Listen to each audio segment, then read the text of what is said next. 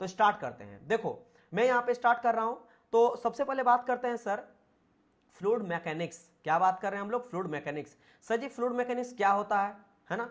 तो dear student, fluid means क्या होता है? फ्लूइड मींस होता है जो फ्लो करता है, जो फ्लो करता है उसके बारे में पढ़ना हम लोग, उसका मैकेनिक्स जानेंगे, है ना। यानी कि उसके फ्लूइड, अब फ्लूइड में आ गया कि जो सर फ्लो करता है, जैसे क्या क्या फ्लो करता है, मेरा वाटर का बात करेंगे, वाटर मेरा फ्लो करता है, एयर का बात करेंगे, एयर मेरा फ्लो करता है, यानी कि जितने भी लिक्विड का अगर बात करेंगे, है ना, लिक्विड का बात करेंगे वो सारा का सारा फ्लो करेगा, जितना भी गैस का बात करेंगे वो सब फ्लो करेगा। ये तो एग्जांपल वाटर और एयर ले लिया, लेकिन पूरा का पूरा लिक्विड, सबको जितने भी लिक्विड है अब सब देखो, सब मेरा फ्लो करता है। गैस देख लो, गैस में एयर आए या फिर कोई और चीज आए, वो सब का सब मेरा फ्लो करता है। तो इन सब के बारे में हम लोग स्टडी करेंगे। और मैकेनिक्स मतलब क्या हो गया कि फ्लूइड मैकेनिक्स, मैकेनिक्स मतलब क्या हो गया, इसके प्रॉपर्टी के बारे जानना, है ना। प्रॉपर्टी अलग अलग तरह का कौन कौन सा प्रॉपर्टी है। अच्छा, प्रॉपर्टी मेरा टेम्परेचर के साथ, प्रेशर के साथ वेरी कितना कर रहा है।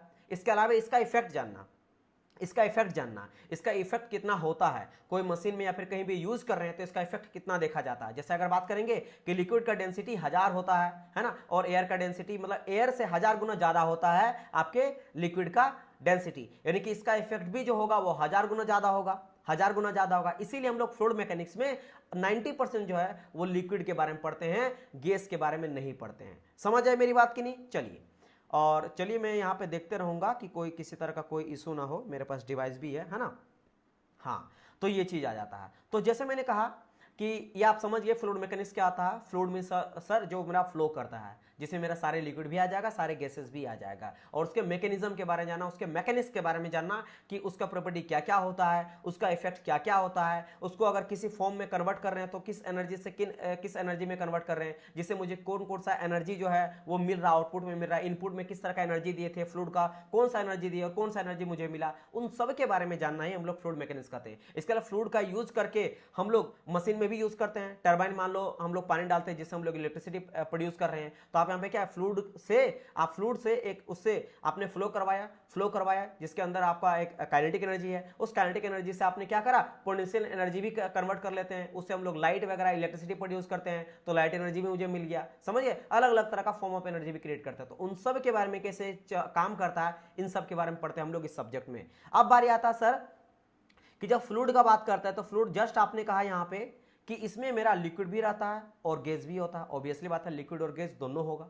लेकिन सर हम लोग किसके बारे में ज्यादा पढ़ते हैं, क्योंकि जो बच्चा थोड़ा बहुत भी पढ़ा होगा आपको पता है कि हम लोग 90% जो है ना वो लिक्विड के बारे में स्टडी करते हैं। किसके बारे में स्टडी करते हैं? लिक्विड के बारे में स्टडी करते हैं। गैस के बारे में स्टडी बहुत ही कम करते हैं। बेसिक प्रॉपर्टी दोनों का देखेंगे, बेसिक प्रॉपर्टी हम लोग लिक्विड का भी देखेंगे और गैस का भी बेसिक प्रॉपर्टी देखेंगे। लेकिन जब आ जाता है मेरा क्या, कुछ ऐसा मेजर प्रॉपर्टी, जैसे बायोन्सी बहुत ही मेजर प्रॉपर्टी है, तब हम लोग बात करेंगे लिक्विड के बारे में। इसके अलावे जो भी जितना भी इफेक्ट होता है वो सारे के सारे इफेक्ट जो हम लोग स्टडी करेंगे हम लोग लिक्विड का ही करते हैं, अधिकतर लिक्विड का ही करते हैं। गैस का हम लोग बस बेसिक प्रॉपर्टी हम लोग पढ़ेंगे। अब इसके पीछे रीजन क्या होता है, जैसे मैंने आपको समझाया कि अगर मैं बात करता हूं एयर को लेता हूं और आपका वाटर को लेता हूं, है ना, तो वाटर का जो डेंसिटी होता है वो एयर से 1000 गुना ज्यादा होता है, 1000 गुना ज्यादा होता, तो इसका इफेक्ट भी मुझे जो है वो 1000 गुना ज्यादा देखने को मिलेगा। इसका जो इफेक्ट होगा ज्यादा खतरनाक है। इसीलिए हम लोग किसके बारे में पढ़ते हैं, वाटर के बारे में पढ़ते हैं, यानी कि लिक्विड के बारे में पढ़ते हैं। समझ आया मेरी बात की नहीं? चलिए, इतना आप लोग समझ गए होंगे कि हम लोग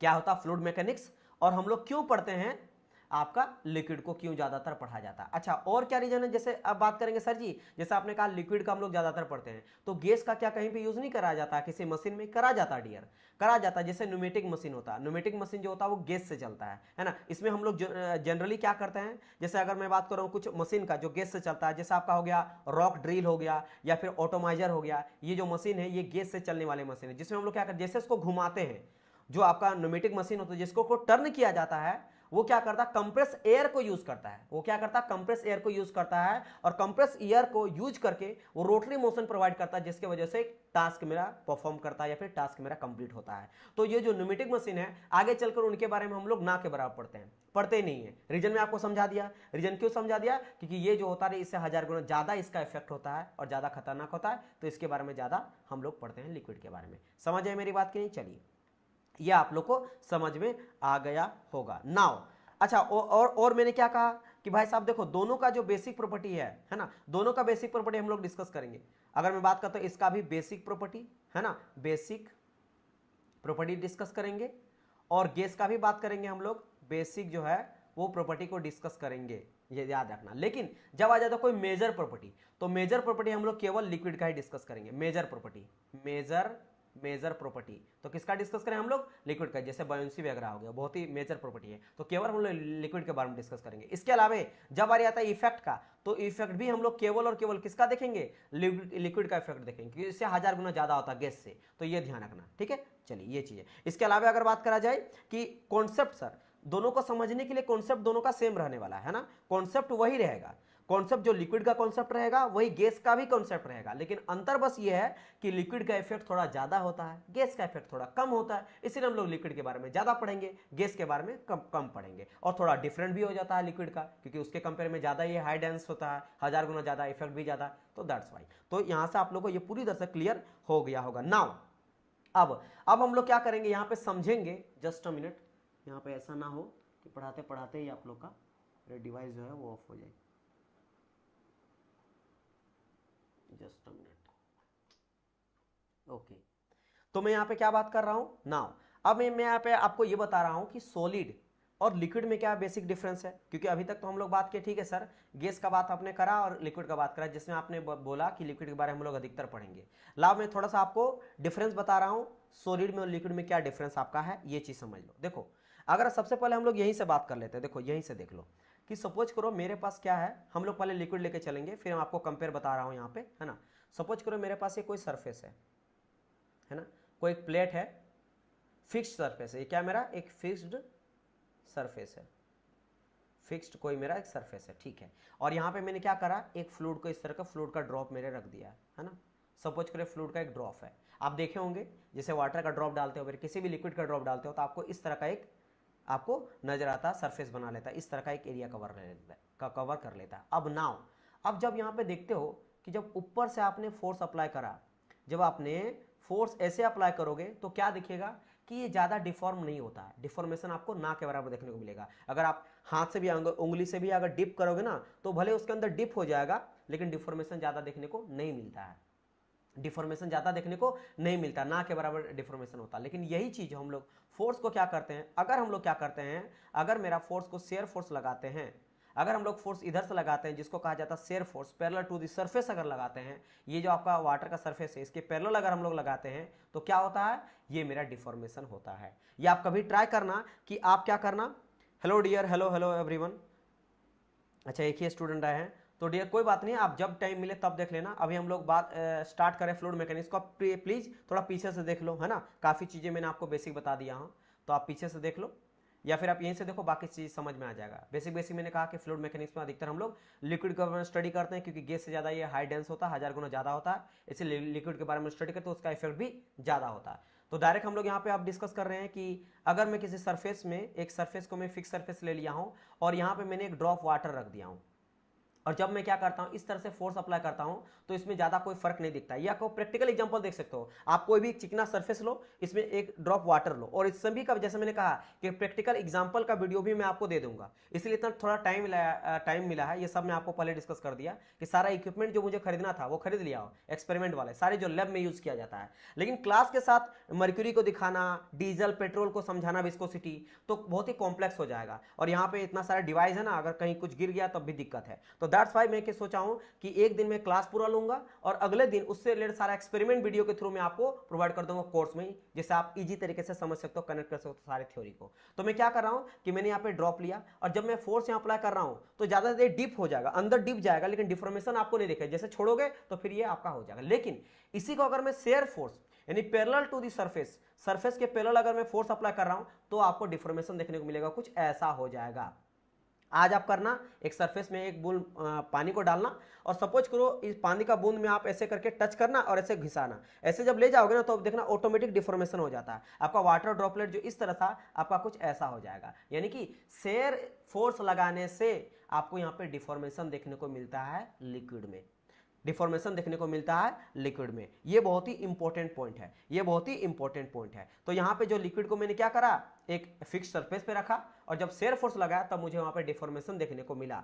तो इससे मैं एक चीज निकाल सकता हूं कि लिक्विड जो होता है, लिक्विड जो होता है वो शो करता है मेरा कंटिन्यूअस डिफॉर्मेशन मेरा दिखता है till the shear force is acting. जब तक मेरा शेयर फोर्स लगा रहेगा, तब तक उसमें डिफॉर्मेशन लगते रहेगा। अब बोलेंगे सर इसको कंपेयर कर दिए सॉलिड के साथ। सॉलिड अगर मान लो सॉलिड में कोई ले लेता हूं, जैसे मान लो यहां पे एक सॉलिड लिया है, इस तरह का कोई ऑब्जेक्ट लिया है।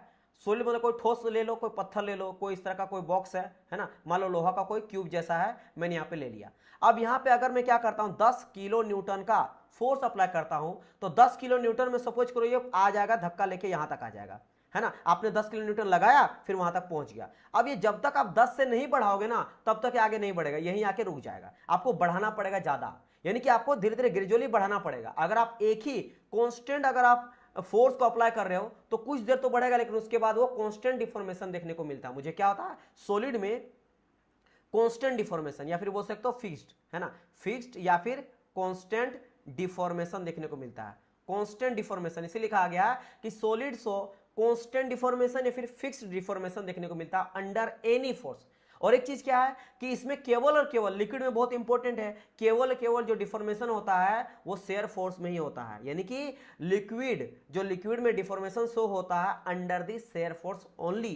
लेकिन लिक्विड में जो डिफॉर्मेशन, सॉलिड में जो डिफॉर्मेशन होता है, सॉलिड में जो डिफॉर्मेशन होता है वो किसी भी तरह का फोर्स आप लगाओ उसमें डिफॉर्मेशन देखने को मिलेगा। जैसे कि आप ऊपर से लगाओ तो क्या हो जाएगा, वो मेरा एरिया कम हो जाएगा। जैसे मान लो मेरे पास ये सॉलिड का कोई चीज है, इसको मैं दबा रहा हूं ऊपर से, तो देखो ये चपक गया, है ना, ये क्या हो गया, इसका डिफॉर्म हो गया ना, डिफॉर्म हो गया, एरिया कम हो गया। अगर मैं इधर से करता हूं तो देखो ये इसका लेंथ थोड़ा बढ़ गया। तो ये किसी भी तरह का, और यहाँ पे आप शेयर स्ट्रेस छोड़ लो, आप कोई भी तरह का लगाओ, टेंसाइल फोर्स लगाओ, है ना, कंप्रेसिव फोर्स लगाओ, आप बेंडिंग फोर्स लगाओ। मान लो आप क्या करते हो, यहाँ पे टेंसाइल फोर्स लगाते हो तो लंबा हो जाता है ना, समझो। कंप्रेसिव फोर्स लगा रहे हो तो शॉर्ट हो जाता है, छोटा हो जाता है। अगर आप यहाँ पे क्या करो, सपोज करो कि लगा रहे हो आप मोमेंट, तो जब मोमेंट दबा रहे हैं, मोमेंट कर रहे हो तो बेंड हो जा रहा है, समझ गए मेरी बात की नहीं। अगर आप टॉर्क लगा रहे हो तो ट्विस्ट हो जा रहा है, समझ गए, टर्निंग हो जा रहा है। तो ये सब तरह का आपको यहां पे देखने मिला, कोई भी फोर्स में डिफॉर्म हो जाएगा। लेकिन जो लिक्विड होता है केवल और केवल मेरा किस में डिफॉर्म होता है, शेयर फोर्स में डिफॉर्मेशन देखने को मिलता है। तो ये बहुत इंपॉर्टेंट है, पहला लाइन को समझना, that liquid so continuous deformation till this share force acting. और बहुत ही इंपॉर्टेंट क्या था कि भाई साहब इसमें मेरा कंटिन्यूअस डिफॉर्मेशन होता है, ये समझे ना। और इसमें मेरा फिक्स्ड या फिर कांस्टेंट डिफॉर्मेशन होता है, फिक्स्ड भी इसको बोल सकते हो, फिक्स्ड डिफॉर्मेशन।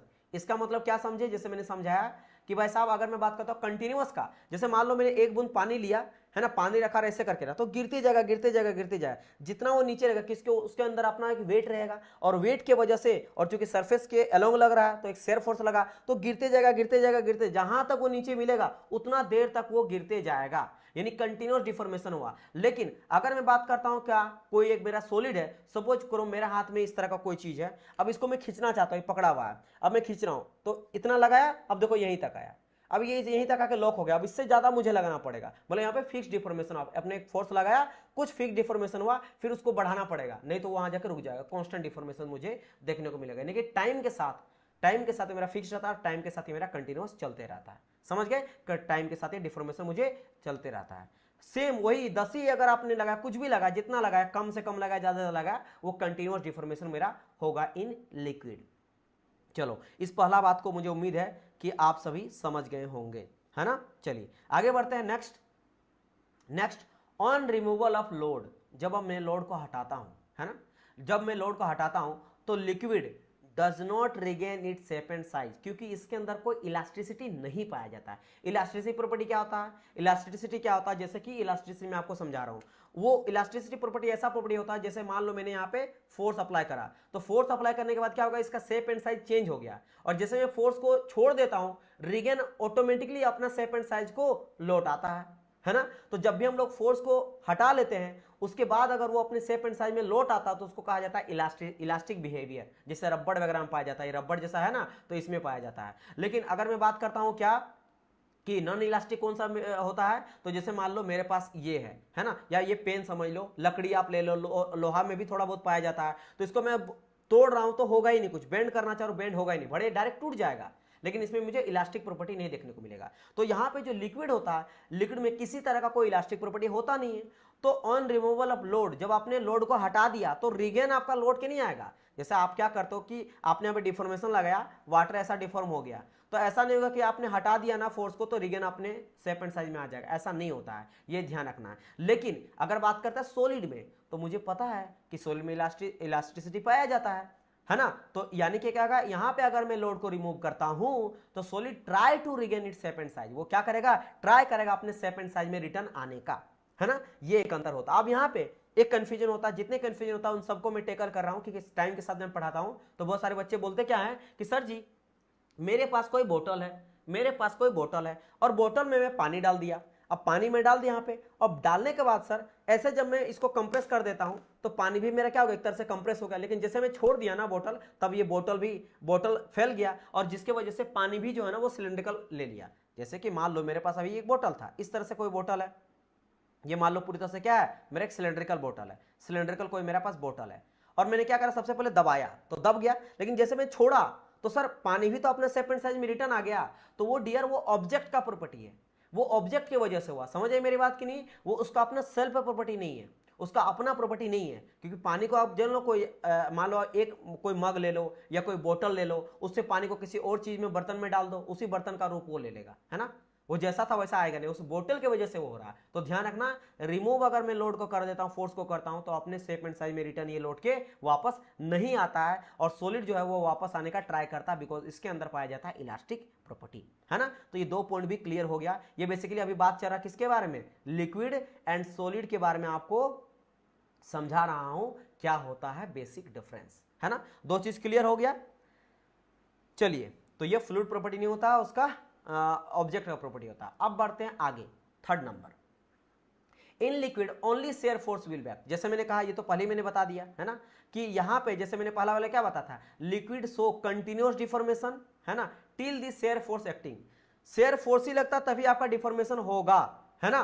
तो वही कहा गया कि in liquid only shear force will affect, shear force ही इसमें इफेक्ट कर सकता है, बाकी किसी तरह का कोई लगा लो इसमें ज्यादा कोई फर्क नहीं पड़ेगा। आप सिंपल करो ना भाई, आप एक टब लेना और टब में पानी डाल देना, टब में पानी डाल देना, और एक उंगली से अंदर डालना, दबाना उसको, कोई फर्क पड़ता है ना, कोई फर्क पड़ता है, कोई फर्क नहीं पड़ेगा। सिर्फ और सिर्फ ये फर्क किसमें पड़ता है, आप टब को ऐसे करो, है ना, यानी कि क्या है, एक तरह शेयर फोर्स जो लगाया, शेयर फोर्स लगाया है ना, सरफेस के पैरेलल लगाया, तो देखोगे कि वो बह जाएगा, पानी पानी क्या कहेगा, बहने लगेगा। या सिंपल करो कि आपका टब में यहां तक पानी है, यहां तक पानी है, और हल्का सा इधर से धक्का लगाओगे तो पानी आपका बाहर जाएगा, बस इसी में आपका होता है। तो केवल और केवल ये मेरा क्या करता है, शेयर फोर्स में ही ये मेरा इफेक्ट करता है। लेकिन अगर मैं बात करता हूं सॉलिड का, तो सॉलिड में क्या था, ऑल तरह का, किसी तरह का लोड लगा सब में डिफॉर्मेशन होता है ना। कोई लोड को मैं इस तरह का लिया, कोई चीज, मान लो मेरे पास कोई भी सॉलिड है, मान लो ये मेरे पास क्या सॉलिड ही है, इसको ऐसे दबाएंगे फिर भी होगा, शेयर फोर्स लगाएंगे तब भी ऐसे ऐसे हो जाएगा, इधर आ जाएगा, इधर आ जाएगा, है ना। कैसे भी, कंप्रेसिव लगाओ, टेंसाइल लगाओ तो खींच जाएगा, कंप्रेसिव लगाओ तो ये मेरा दब जाएगा, समझ आया कि नहीं। इसमें हम लोग ट्विस्ट कर सकते हैं, समझ रहे हो, तो टेंसाइल लगाएंगे तो लंबा हो जाएगा, कंप्रेसिव करेंगे तो छोटा हो जाएगा, शेयरिंग अगर करेंगे, है ना, शेयर फोर्स लगाएंगे तब भी डिफॉर्मेशन होगा, एंगुलर डिफॉर्मेशन देखने को मिलेगा। अगर मैं मोमेंट करता हूं तो मोमेंट की वजह से क्या हो जाता है, बेंड कर जाता है, अगर टॉर्क लगाते हैं तो ट्विस्ट कर जाता है, समझ आया। चलिए, और लास्ट आ जाता है मेरा क्या अंतर लिक्विड में सॉलिड में, then in liquid only angular deformation will be possible, केवल और केवल एंगुलर डिफॉर्मेशन, वही बात है, ये शेयर की वजह से एंगुलर डिफॉर्मेशन देखने को मिलता है। मान लो ये एंगल मेरा कुछ वाटर के यही था, अब ये एंगल ऐसा कुछ हो गया, ठीक है, तो यहां जो देखने को मिला ना, ये एंगल का मुझे देखने में, इसी को कहा जाता है एंगुलर डिफॉर्मेशन। या सपोज करो अगर ऐसे समझोगे कि पानी कुछ मेरा ऐसा था, ऐसा वाटर था, है ना, लेकिन जब आपने शेयर फोर्स लगाया तो शेयर फोर्स की वजह से क्या हो गया, ये मेरा शेयर फोर्स लगाया और शेयर फोर्स की वजह से डिफॉर्मेशन कुछ ऐसा हो गया, ऐसा हो गया, है ना। तो ये जो एंगल आपको देख रहे हो ना, जो एंगल शिफ्ट हुआ है, इसी को कहा जाता है एंगुलर डिफॉर्मेशन, है ना, जो हम लोग आगे चलकर पढ़ेंगे D theta by T T, time के साथ जब इसको कंपेयर करते हैं तब इसको बोलते क्या है, आपका डिफॉर्मेशन कहा जाता है ना, एंगुलर डिफॉर्मेशन कहा जाता है। चलिए, तो ये चीज होता है, और जिसको हम लोग शेयर डिफॉर्मेशन भी कर सकते हैं, विल बी पॉसिबल। लेकिन यहाँ पे in liquid various effect will be shown, है ना, जैसे आपका एंगुलर हो गया, यहाँ तो बहुत सारे मैंने बता ही दिया, share moment, torque, tensile compressive, angular, bending, twisting, ये सब आपको देखने मिलेगा इफेक्ट। तो यहाँ से आपको कंपेयर समझ गए होंगे कि सॉलिड और लिक्विड में क्या कंपेयर होता है। बेसिक बहुत इंपॉर्टेंट चीज है जो आपको ध्यान रखना है कि लिक्विड में कंटिन्यूअस डिफॉर्मेशन होता है, बार बार बोल रहा हूँ, ये बहुत इंपॉर्टेंट है, कंटिन्यूअस डिफॉर्मेशन देखने को मिलता है, और जबकि सॉलिड में कांस्टेंट डिफॉर्मेशन फिर फिक्स डिफॉर्मेशन देखने को मिलता है। इसमें केवल और केवल शेयर फोर्स लगने पे ये डिफॉर्मेशन होता है, उसी का इफेक्ट देखने को मिलता है। इसमें हजारों तरह का इफेक्ट देखने को मिलता है। इसके अलावा ये मेरा रिगेन नहीं आता है लौट के, लेकिन ये मेरा ट्राई करता है लौट के आने का, क्योंकि इलास्टिक बिहेवियर पाया जाता है। इतना अगर आपको क्लियर हो गया तो मूव करते हैं अब हम लोग क्या आगे नेक्स्ट चैप्टर पेज की ओर। अब यहाँ पे हम लोग समझते हैं, जब इतना समझ गए तो नाउ अब हम लोग ये चीज को फ्लूइड को समझ सकते हैं कि भाई फ्लूइड का बेसिक जो है वो डेफिनेशन क्या होगा। तो on the basis of that जितना आपने पढ़ा, अगर मैं आपको बोलूं का fluid is a substance that is having ability to flow और deform continuously under the action of shear force no matter how small of the force is. मतलब जो शेयर फोर्स आप लगा रहे हो ये कम रहे या ज्यादा रहे, डिफॉर्मेशन तो उसमें पक्का होगा। और कैसा होगा? कंटिन्यूअस डिफॉर्मेशन होगा। कंटिन्यूअस डिफॉर्मेशन होगा अंडर दी शेयर फोर्स। जैसे पानी मैंने बोल दिया, हल्का सा टिल्ट मैंने करा तो धीरे धीरे वो गिरते जाएगा। अगर मैं पूरा टिल्ट कर दिया तो गिरते जाएगा, लेकिन कंटिन्यूअस डिफॉर्मेशन होगा, ऐसा नहीं कहीं जाकर रुक जाएगा। समझ गए मेरी बात की नहीं? लेकिन अगर कोई सॉलिड रहा, जैसे मैंने समझाया, कोई अगर सॉलिड है तो एक अगर मैं फोर्स लगाया डिफॉर्मेशन तो देखो कहीं आके मेरा रुका, फिर थोड़ा लगाया, फिर जाकर थोड़ा अटक जाएगा। जैसे मान लो ऐसा कुछ है और ऐसा किया तो यहाँ के अटक गया। समझ रहे? देखो ये कुछ ना कुछ यहाँ पे आया अपने वेट के चलते तो रुक गया ना, फिर लगाना पड़ेगा, फिर ये तो धीरे धीरे बढ़ाना पड़ेगा, तब जाके होगा ना। फिक्स डिफॉर्मेशन होता है ना। चलिए अब यहां से क्वेश्चन एग्जाम में क्या बनते हैं, यहां से बहुत सारे क्वेश्चन जो है वो मैं आपको बता दिया जो खास खास इंपॉर्टेंट है।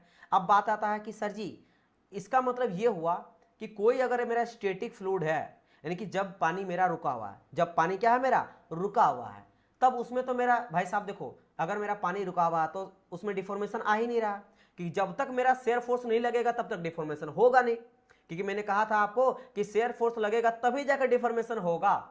तो अगर मेरा पानी जो है वो रुका हुआ है, यानी कि कोई फ्लूइड है, मान लो पानी में एग्जांपल लेके चल रहा हूं, कोई फ्लूइड अगर मेरा स्टैटिक है यानी कि रुका हुआ है, यानी कि there is no deformation.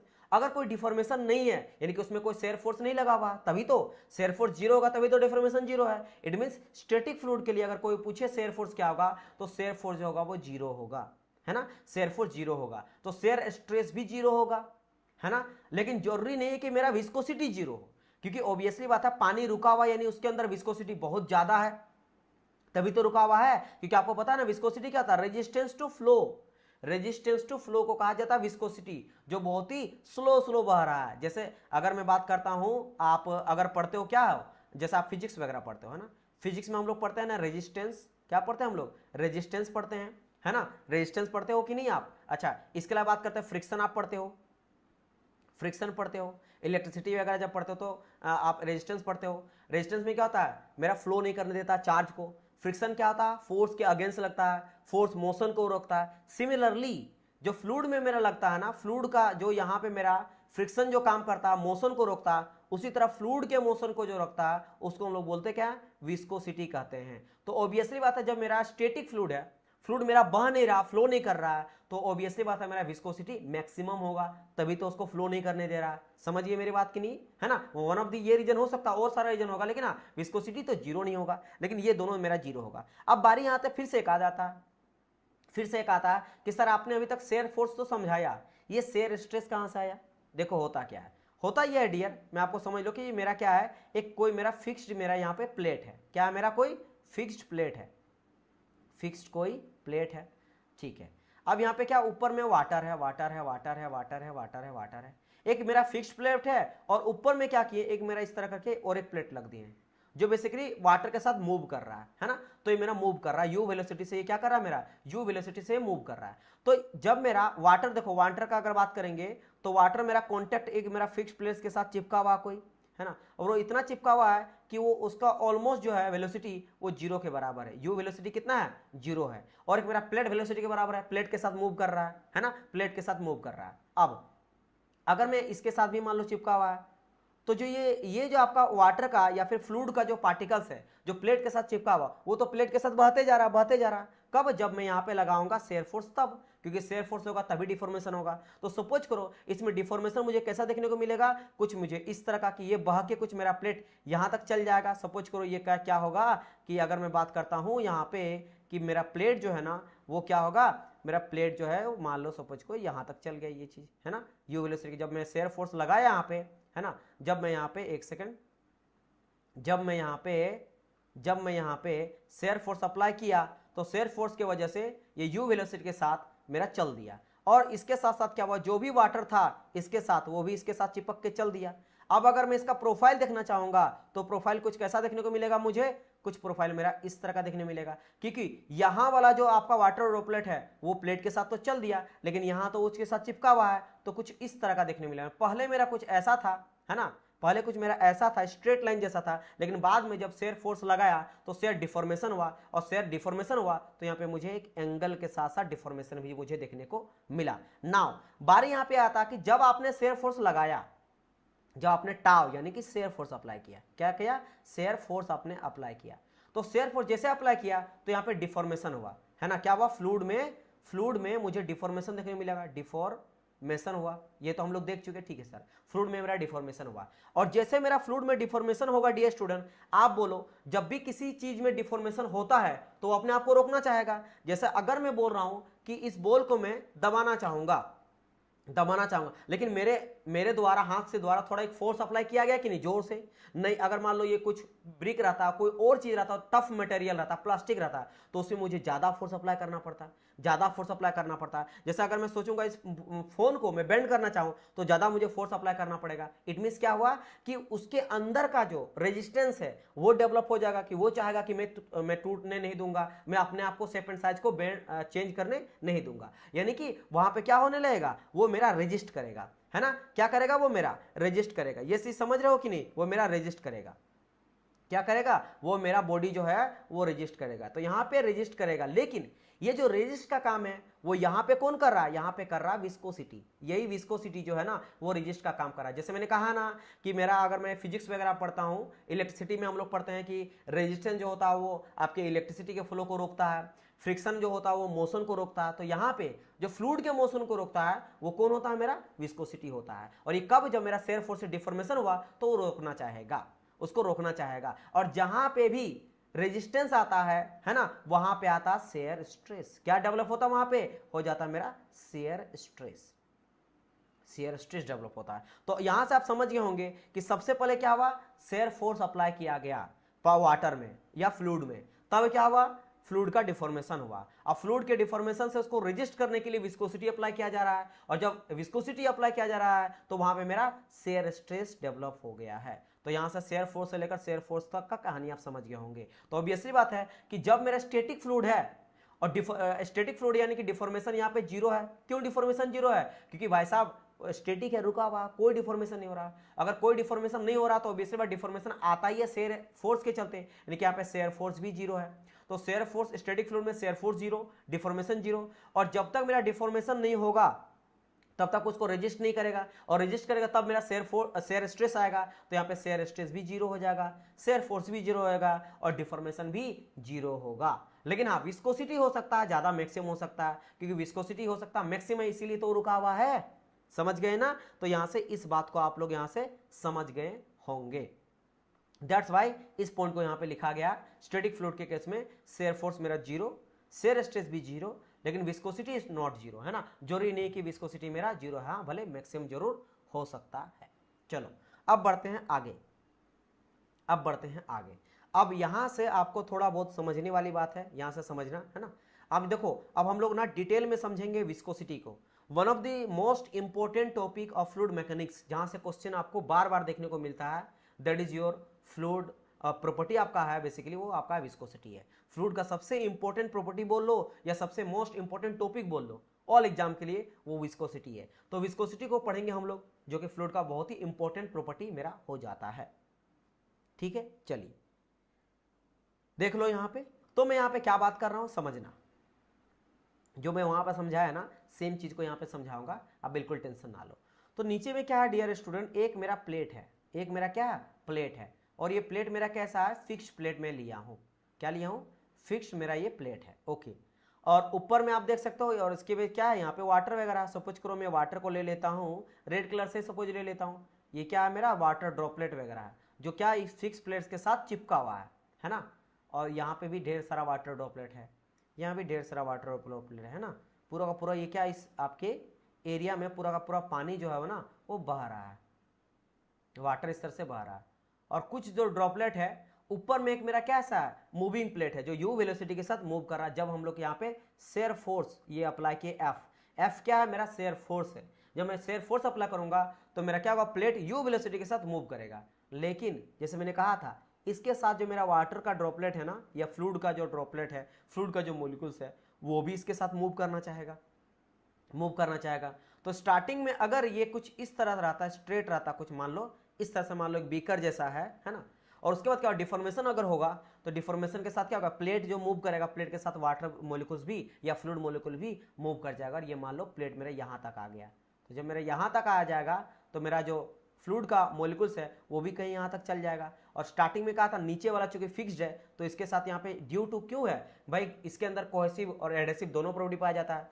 Cohesive क्या हो जाता है, सेम टाइप ऑफ मोलिकुल के बीच में अट्रैक्शन को हम लोग बोलते क्या है, कोहेसिव बोलते हैं। और डिफरेंट टाइप ऑफ मोलिकुल के बीच में अट्रैक्शन को हम लोग क्या बोलते हैं, एडेसिव बोलते हैं। जैसे वाटर और वाटर मोलिकुल, H2 और H2O का मोलिकुल है, पानी का दो बूंद में, एक पानी का बूंद के ऊपर दूसरा पानी का बूंद जैसे आप डालोगे इसके साथ चिपक जाएगा और ये बड़ा हो जाएगा, तो इसको बोलेंगे कोहेसिव। वाटर के बीच में जो आपका बॉन्ड बनता है, अट्रैक्शन होता है, सेम टाइप ऑफ मोलिकुल के बीच में अट्रैक्शन को हम लोग बोलते क्या है, आपके कोहेसिव बोल देते हैं, कोहेसिव प्रॉपर्टी बोल देते हैं। और डिफरेंट टाइप ऑफ मोलिकुल के बीच में अट्रैक्शन आपका एडेसिव। जैसे मान लो वाटर ड्रॉपलेट, जैसे बहुत बार समझाओ कि पानी आपका डला गया है ग्लास में, ग्लास से बाहर निकाल दोगे फिर भी देखोगे सरफेस वगैरह में इसके आपके जैसे ग्लास होता है ना उसके चारों ओर चिपका हुआ पानी का बूंद, तो वो क्या है ग्लास और पानी के बीच में अट्रैक्शन है। तो डिफरेंट टाइप ऑफ मोलिकुल, क्योंकि वो कहीं ना कहीं मेरा ग्लास मान लो ग्लास है ना, और वो मेरा वाटर है, तो दोनों का अलग बिहेवियर है, समझ आया, तो मेरा क्या हो जाएगा डिफरेंट प्रॉपर्टी। तो उसी तरह सेम नीचे में क्या है ना, नीचे और ऊपर में ये जो वाटर है वो एडेसिव के चक्कर में इसके साथ चिपका हुआ उसके साथ मूव कर गया, और इसके साथ चिपका हुआ है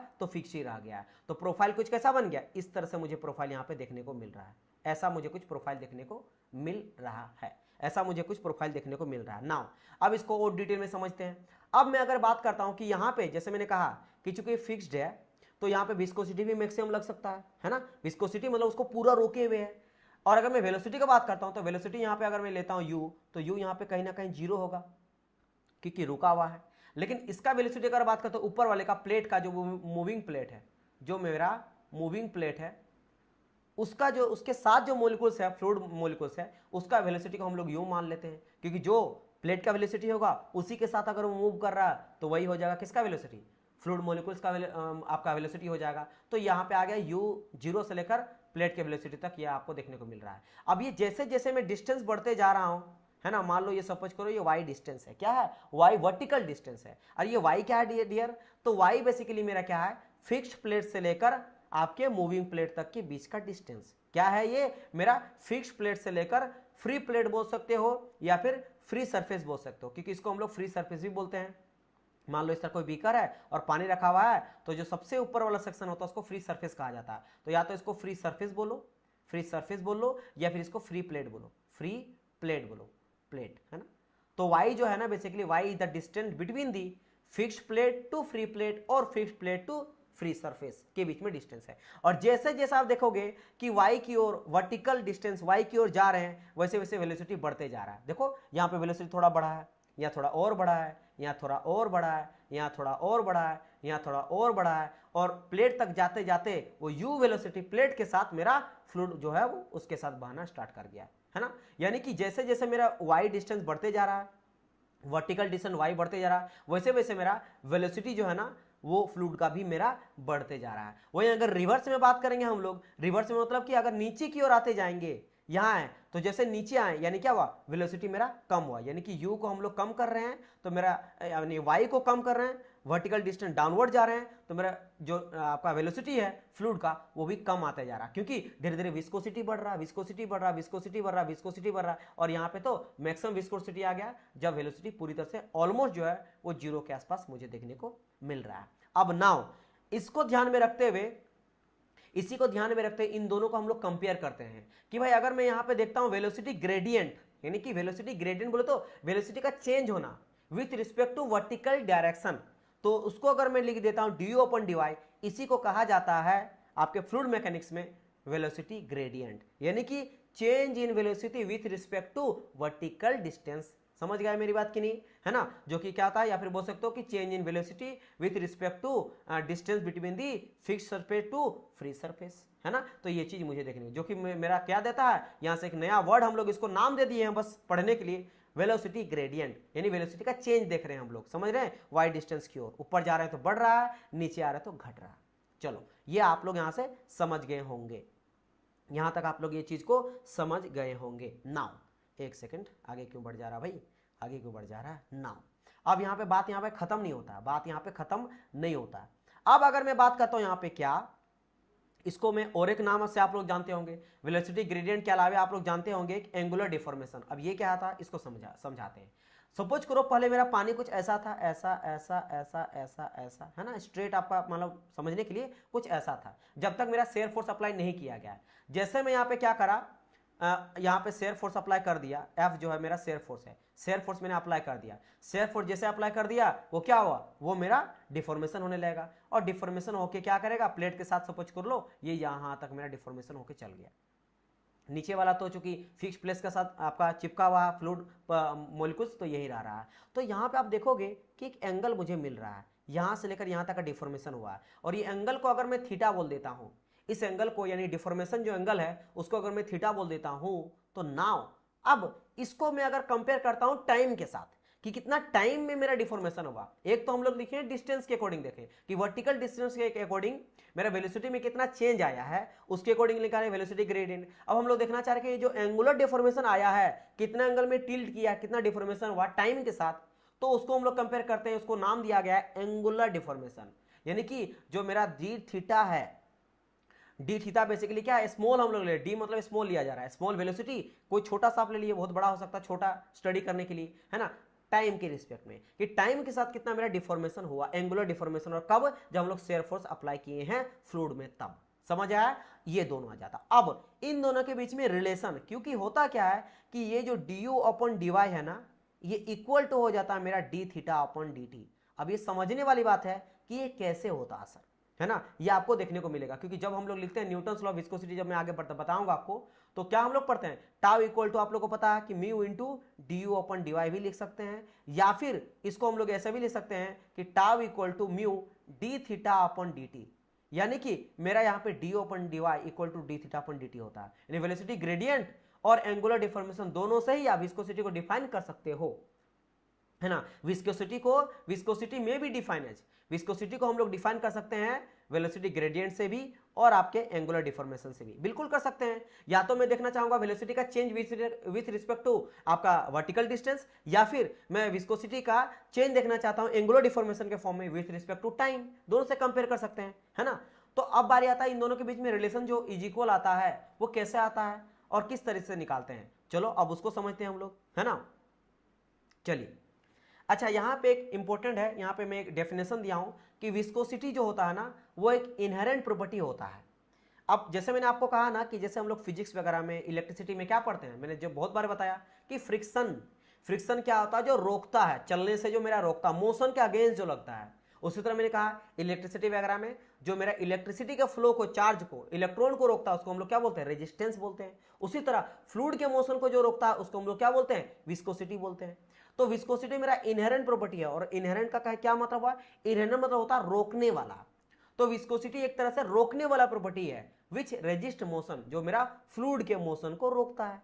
यानी आप यहां से ये भी समझ गए होंगे कि सर फ्लूइड को जो है वो लेयर बाय लेयर मेरा फ्लो करता है, लेयर बाय लेयर, कि देखो पहला लेयर मेरा बिल्कुल भी मतलब यहाँ पे विस्कोसिटी ज्यादा था और वेलोसिटी कम था।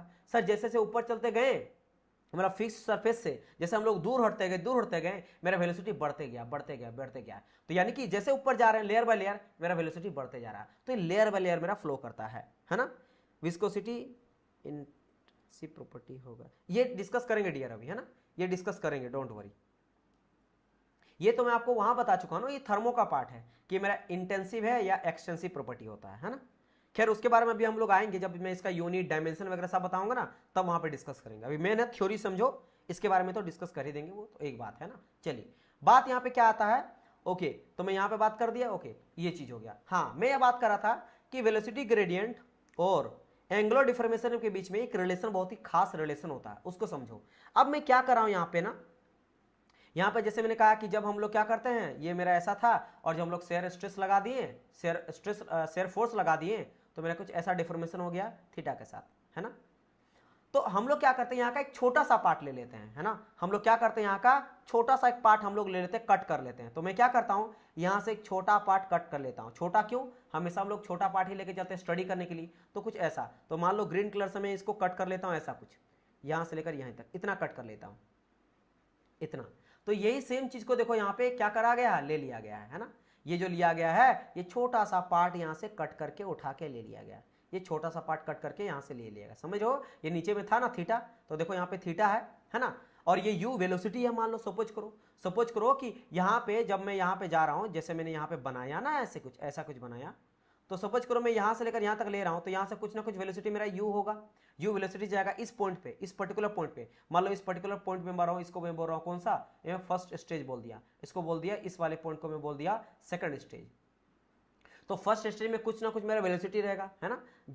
फिक्स प्लेट से तो ऊपर ही है, तो कुछ ना कुछ तो जरूर रहेगा। और सेकंड वाले में थोड़ा और ज्यादा रहेगा, क्योंकि टॉप तक जाएंगे तब तो वो मैक्सिमम एक तरह से है, क्योंकि वो प्लेट के वेलोसिटी के बराबर आ गया, जो भी प्लेट का वेलोसिटी उसके बराबर आ गया मेरा फ्लूइड का वेलोसिटी। लेकिन उसके बीच का हम लोग कटिंग करके यहाँ पे ले रहे हैं, तो ये चीज ले रहे हैं। और चूंकि ये पूरा का पूरा डिस्टेंस को हम लोग y माने थे, तो चूंकि यहां से लेकर यहां तक लेंगे, तो उसका छोटा सा पार्ट यानी कि dy सेक्शन ले लेंगे। dy वर्टिकल डिस्टेंस ले लिए, तो देखो ये मैं यहां से लेकर यहां तक का dy ले लिया हूं, और यहाँ का वेलोसिटी में u ले लिया हूं। और ऊपर वाले का कहीं ना कहीं u से तो ज्यादा ही होगा, ये तो आपको खुद समझ रहे होंगे कि सर जैसे जैसे ऊपर जा रहे हैं मेरा वेलोसिटी बढ़ रहा है, तो अगर इसका u है तो इसका कुछ ज्यादा होगा। अब कितना ज्यादा होगा, तो सेम इसी क्रॉस सेक्शन को कट करके देखो यहाँ पे रखा गया, ये मेरा एकदम पूरी तरह से वर्टिकल जैसा लाइन है, और थोड़ा सा ये क्या हुआ है, इस तरह गया है, और फिर ये मेरा एंगल ऐसा गया है ना, जैसे यहाँ पे था एक एंगल था, और इस वाले पार्ट को समझ रहे हो नहीं, इस वाले पार्ट को यहाँ पे बड़ा करके दिखाया गया है।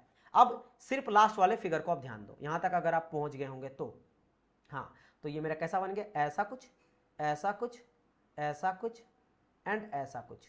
ठीक है, ठीक है सर, इतना हो गया है। अब अगर मैं बात करता हूं डियर कि अगर मैं बात करता हूं, देखो इधर ये बेसिकली क्या डिस्प्लेसमेंट मेरा हो रहा है ना।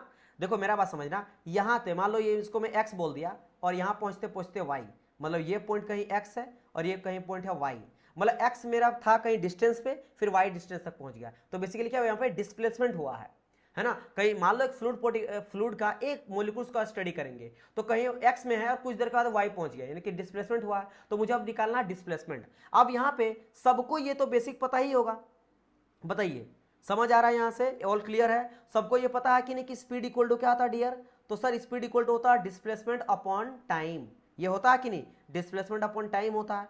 तो अगर मैं यहाँ पे डिस्प्लेसमेंट निकालना चाहूंगा कि यहाँ से यहाँ तक कितना डिस्प्लेसमेंट हुआ है, तो क्या करेंगे, डिस्प्लेसमेंट इक्वल टू हो जाएगा स्पीड इनटू टाइम। क्या हो जाएगा, स्पीड इनटू टाइम हो जाएगा। यानी कि यहां से लेकर यहां तक कितना डिस्प्लेसमेंट है वो अगर मैं निकालना चाहूंगा, तो क्या करें, स्पीड, और मैं स्पीड यहाँ पे वेलोसिटी क्या मान के चला, u, तो u तो हो गया, इसका स्पीड हो गया, वेलोसिटी हो गया, है ना। इसका स्पीड या वेलोसिटी क्या हो गया, u हो गया। और अगर मैं टाइम का बात करता हूं, तो मैं छोटा टाइम को ले लेता हूं, सपोज करो dt टाइम आ गया, तो u dt आ गया, इसका आपका डिस्प्लेसमेंट। तो बेसिकली जो u dt लिखा गया है, ये समझ गए होंगे, ये बेसिकली क्या है आपका, इसका डिस्प्लेसमेंट है। क्योंकि ये पूरा का पूरा यहां से लेकर यहां तक मुझे निकालना ना, यहां से लेकर यहां तक निकालना, यहां से लेकर यहां तक, यहां से लेकर यहां तक, तो वेलोसिटी और कुछ ना कुछ टाइम, तो डिस्प्लेसमेंट आ गया पूरा का पूरा u dt, है ना। समझ गए ना, displacement equal to speed into time. अच्छा ठीक है सर, ये सर यहां निकल गया, ऊपर वाला पार्ट भी निकालो, जैसे ये वाला पार्ट भी निकाल दो, ये वाला पार्ट तो निकल गया, इस वाले पार्ट निकालो। और सर यहां का वेलोसिटी पहली बात तो कुछ ज्यादा होगा, कितना ज्यादा होगा, इससे कुछ ना कुछ ज्यादा होगा। अब देखो इसका जैसे मैंने वेलोसिटी माना था u, तो इसलिए आता है u प्लस कुछ ना कुछ ज्यादा होगा, कितना ज्यादा होगा, du ज्यादा, मतलब u आपका मेन वेलोसिटी है जो नीचे था, और प्लस du कुछ ज्यादा बढ़ गया, कुछ ना, ये मुझे नहीं पता है, लेकिन कुछ ना कुछ वेलोसिटी बढ़ गया, तो u plus dt, u plus du, लेकिन मुझे निकालना क्या, डिस्प्लेसमेंट। तो जस्ट मैंने कहा था ना, डिस्प्लेसमेंट इक्वल टू क्या हो जाता है, स्पीड इनटू टाइम, तो यानी u plus du into dt। तो जैसे यहां पे हो गया क्या, u dt, यहां पे क्या हो गया, यहां से लेकर यहां तक अगर बात करेंगे तो क्या निकल गया मेरा, u प्लस du, है ना, u plus du into dt, और नीचे क्या निकल गया, u dt। ये यहां तक समझ आ गया। ऊपर नीचे में क्या आ गया, u dt आ गया, और ऊपर में u प्लस du, कुछ वेलोसिटी ज्यादा है मेरा, du मतलब ज्यादा वेलोसिटी, और dt, क्योंकि ये बेसिकली हम लोग निकाल रहे हैं क्या, डिस्प्लेसमेंट, डिस्प्लेसमेंट, ये दोनों जगह का डिस्प्लेसमेंट मैं फाइंड आउट कर दिया, और बाकी ये जो मेरा dy डिस्टेंस है ही है। ठीक है, इतना हम लोग समझ गए। अब इसको क्या करेंगे, थोड़ा कैलकुलेशन को इजी करने के लिए, ये आप देखोगे अगर मैं यहाँ पे डॉटेड लाइन एक कर देता हूं, तो आपको लगेगा कि सर ये मेरा रेक्टेंगल जैसा एक मुझे मिल गया, रेक्टेंगल जैसा मुझे मिल गया। और चूंकि याद होगा आपको कि यहां से यहां तक जो मैं लिया था, ऐसा करके लिया था, है ना, इसके नीचे मेरा थीटा था, तो ये पूरा कंप्लीट मेरा थीटा था, ये देख सकते हो यहाँ पे मेरा थीटा है। तो अगर ये जो एंगल रहेंगे तो पूरा थीटा तो नहीं होगा, उसका छोटा भाग है, यानी कि डी थीटा है ना, डी थीटा, ठीक है सर, डी थीटा है, ये आप समझ रहे हो कि नहीं, ये मेरा डी थीटा है, यानी कि जो भी डिफॉर्मेशन हुआ तो छोटा डिफॉर्मेशन, स्मॉल डिफॉर्मेशन यहाँ पे मैं लिया हूं, क्योंकि एक्चुअल में थीटा कहां से आएगा, ये जो मैं इस तरह करके जाऊंगा ना, यहां से मुझे जो जा रहा है ये थीटा है, एक्चुअल डिफॉर्मेशन इतना एंगुलर डिफॉर्मेशन हुआ है, तो अभी मैं छोटा पार्ट लिया हूं, क्योंकि मैं छोटा से क्रॉस सेक्शन यहां से बीच से काट के यहां मैं आपको बता रहा हूं, ठीक है। तो अब अगर मैं बात करता हूं कि डी थीटा हो गया, और यहां से यहां तक जैसे मैं एक रेक्टेंगल जैसा कट कर लिया, तो जितना यहां पे यू डी टी है तो यहां से यहां तक तो यू डी टी होगा। नाउ अगर ये जो मेरा था ऊपर में क्या था, you plus D you into D T, तो अगर मैं क्या करता हूं इसको खोल देता हूं तो क्या हो जाएगा, डी टी दोनों के साथ मल्टीप्लाई हो जाएगा, यानी कि यू डी टी और प्लस क्या होगा, डी यू डी टी आ जाएगा, D U D T, D U D T.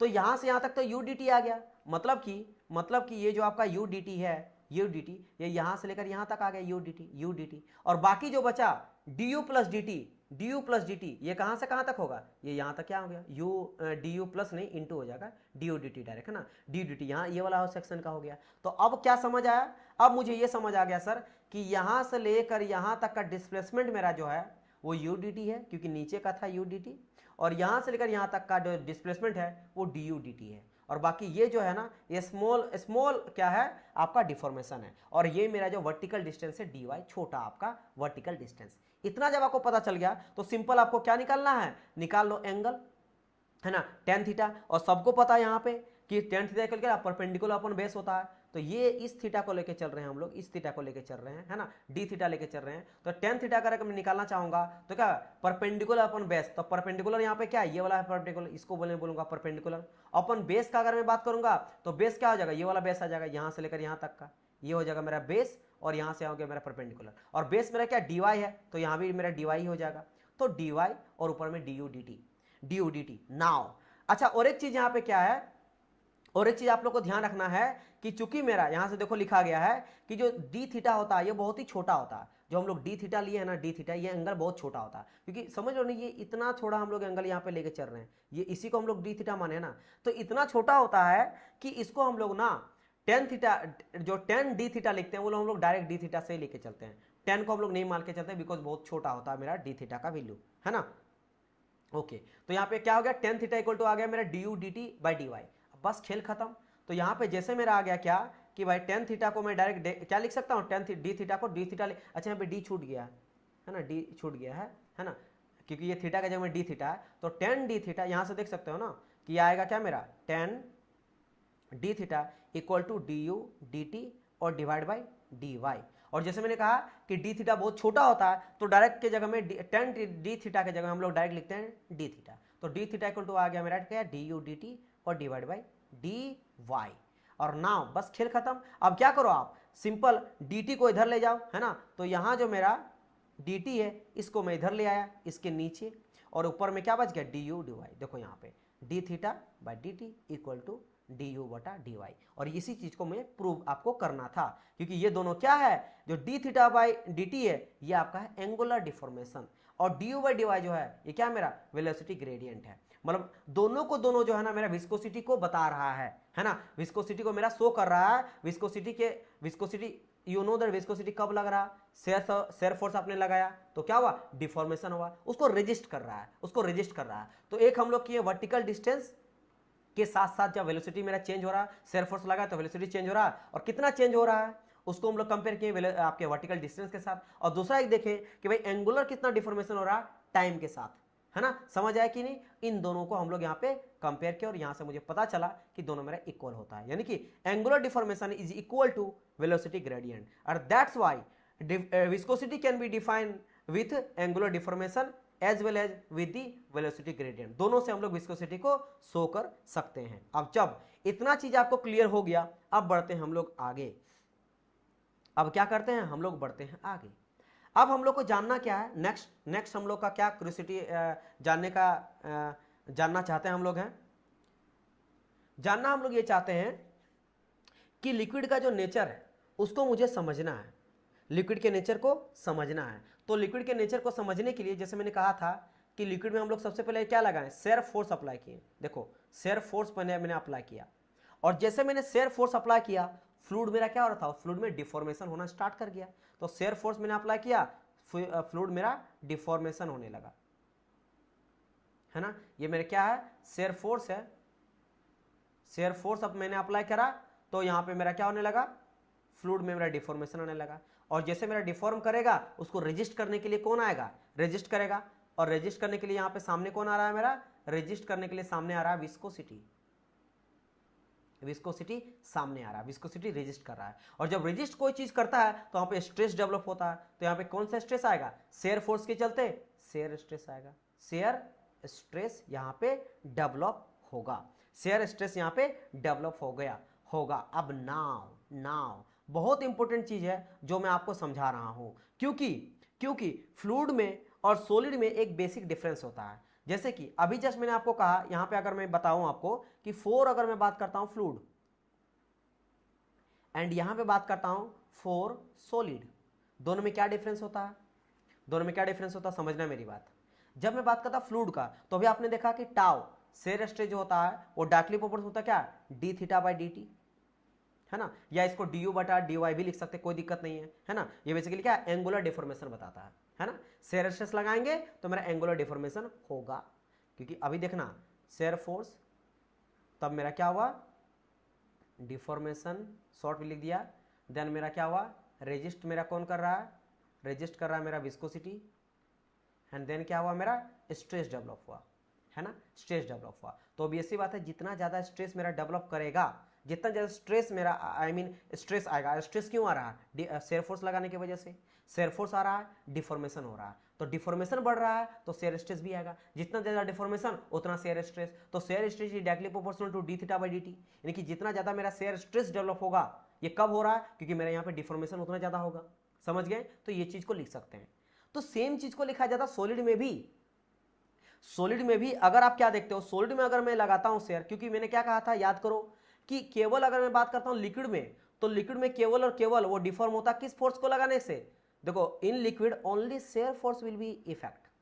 लेकिन अगर बात करता आपके सॉलिड में, तो सॉलिड में ने क्या कहा था, all type of load possible आपका हो सकता है, किसी तरह का आप लोड लग सकता है। यहां भी देख सकते हो कि भाई कहां गया क्या, सॉलिड डिफॉर्मेशन, देखो solid so constant deformation under any force, किसी तरह का फोर्स लगा उसमें डिफॉर्मेशन देखने को मिलेगा, लेकिन हाँ वो डिफॉर्मेशन कांस्टेंट होता है। लेकिन यहाँ पे मैंने क्या कहा था कि कंटिन्यूअस डिफॉर्मेशन होता है ओनली ऑन शेयर फोर्स, केवल शेयर फोर्स में देखने को मिलता है। इसमें किसी तरह का फोर्स लगा डिफॉर्मेशन होगा, इसमें केवल शेयर फोर्स में होगा, है ना। तो यानी कि अगर शेयर फोर्स में वहां रहा तो सॉलिड में तो सब में होता, तो यहां भी होगा। तो लेकिन यहां पे बस अंतर क्या होगा कि शेयर स्ट्रेस जो होगा ना, वो डायरेक्टली प्रोपोर्शनल होगा ओनली डी थीटा का। और ये डी थीटा क्या है, ये मेरा शेयर स्ट्रेन, क्या है मेरा शेयर स्ट्रेन है। तो हम लोग पढ़ते हैं ना कि shear stress directly proportional to shear strain, पढ़ते हो कि नहीं बताओ आप लोग, है ना, मैकेनिक्स वगैरह में पढ़ते हो, है ना। तो ये क्या हो गया, shear stress is directly proportional to shear strain. लेकिन फ्लूइड में पता है क्या पढ़ेंगे, फ्लूइड में ये रहेगा शेयर स्ट्रेस ही है, shear stress is directly proportional to rate of shear strain. ठीक है, यहां पे भी शेयर स्ट्रेन है, क्या है मेरा शेयर स्ट्रेन है, लेकिन ये कैसा स्ट्रेन है, रेट ऑफ शेयर स्ट्रेन है, रेट टाइम के साथ। यहां पे हम लोग टाइम के साथ नहीं करते हैं डिस्कस, काहे सर, ये क्यों डिस्कस नहीं करते हैं, इसके पीछे भी मैं आपको पहले बता दिया हूं, क्योंकि जो डिफॉर्मेशन होता है फ्लूइड में वो मेरा कंटिन्यूअस होता है। क्या होता है मेरा, कंटिन्यूअस होता है डिफॉर्मेशन, है ना। समझ गए मेरी बात कि नहीं, बताइए मुझे, यहां क्लियर हुआ इस बात को, ये बात आपका क्लियर हुआ,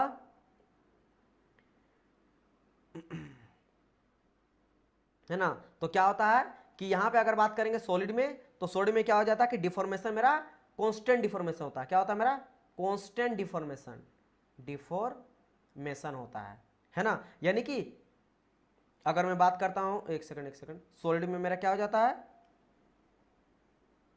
कांस्टेंट डिफॉर्मेशन, बिल्कुल सही बात है, यानी कि does not change with time, does not change with time, time के साथ मेरा चेंज नहीं करता। मैंने कहा ना कि इस तरह का है, 10 किलो न्यूटन लगाएं तो यहां आ गया, बस रुक गया, कांस्टेंट डिफॉर्मेशन होगा, या फिर बोल सकते हैं fixed deformation, does not change with time, time के साथ बढ़ नहीं रहा, लेकिन अगर आप वाटर ड्रॉपलेट को लोगे और गिराओगे तो गिरते जाएगा गिरते जाएगा, भले कम रहे या ज्यादा फोर्स रहे। अगर शेयर फोर्स अप्लाई कर दिए तो मेरा हो रहा टाइम के साथ वो मेरा कंटिन्यूअस है। तो फ्लूइड में क्या होता है, कंटिन्यूअस डिफॉर्मेशन विद टाइम, है ना, कंटिन्यूअस डिफॉर्मेशन होता है ना। यानी कि ये क्या होता है, अगर मैं बात करूं टाइम के साथ मेरा चेंज नहीं होता है ना, does not change with time लिखा ना, सॉरी मतलब टाइम के साथ ये चेंज होते रहता है ना। चलो, यानी कि चेंज विथ टाइम डायरेक्ट लिख सकते हैं कि चेंज विथ टाइम, इसलिए टाइम को दिखाया जाता है रेट ऑफ शेयर स्ट्रेन, यहाँ पे बोल देते हैं, और यहाँ पे केवल लिख देते हैं डी थीटा, और यहाँ लिखते हैं D theta upon D T. तो ये सॉलिड और आपका फ्लूइड में डिफरेंस हो गया शेयर स्ट्रेस का एंड शेयर स्ट्रेन का रिलेशन, एक में होता है रेट ऑफ शेयर स्ट्रेन, एक में होता है केवल और केवल शेयर स्ट्रेन।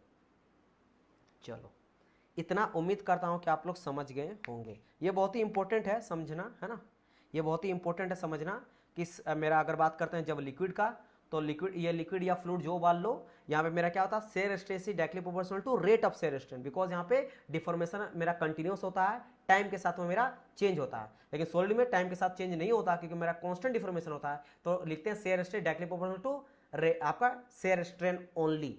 चलो, तो ये अगर आप समझ गए होंगे तो अब देखो यहाँ पे क्या लिखा गया है, वही सेम चीज लिखा गया है कि शेयर स्ट्रेस लगाएंगे तो directly proportional to angular deformation, angular deformation rate भी मेरा बढ़ेगा, है ना, और वेलोसिटी ग्रेडियंट, क्योंकि यहाँ पे या तो लिखो D theta by D T, और ये वेलोसिटी ग्रेडियंट यानी कि D you upon D Y, तो वही बात करा गया है ना, वही बात यहाँ पे करा गया है, सेम चीज को यहाँ पे मेंशन कर दिया गया है कि डी थीटा, या तो आप लिखो direct tau equal to D theta upon D t, या फिर लिखो tau directly proportional to D theta upon D t, या directly proportional to d upon D y, that's it, है ना।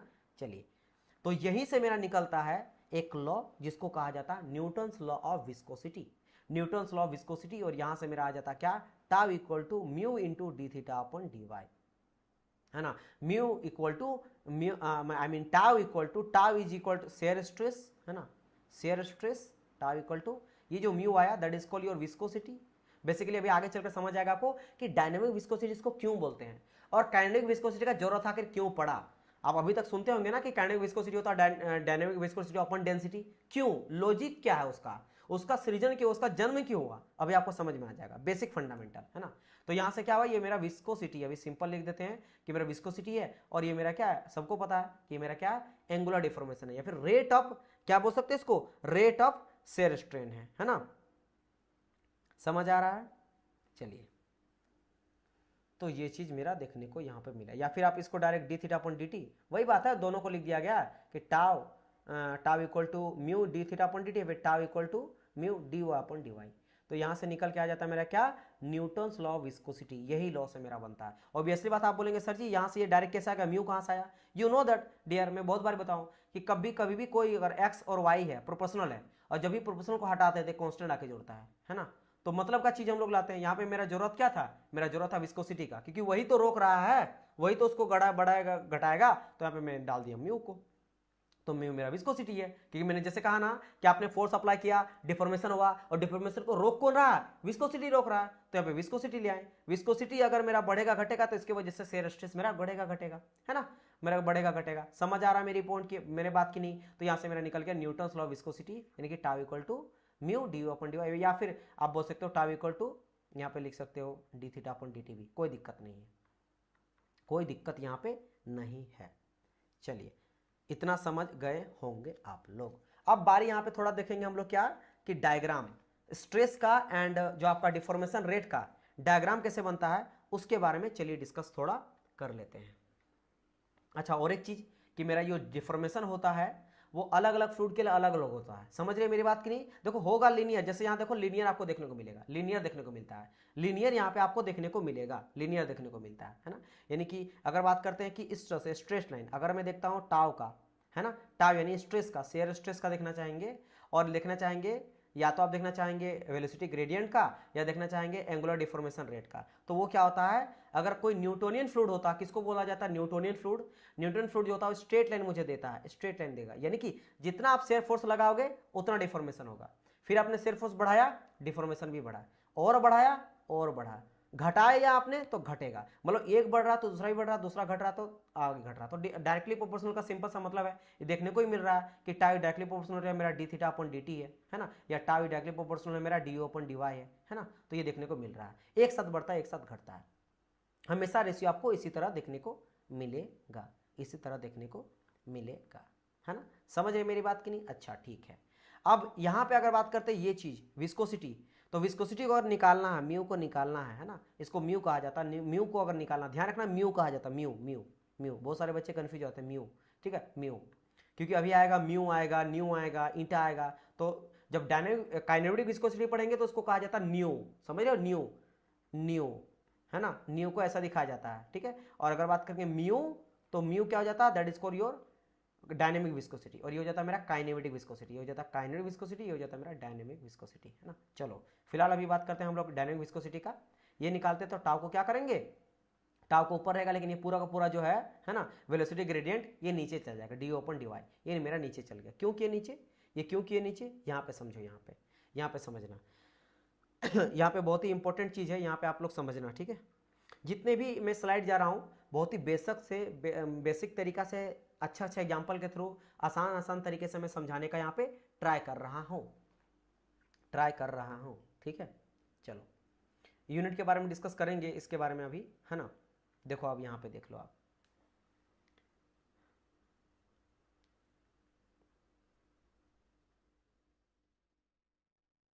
ठीक है।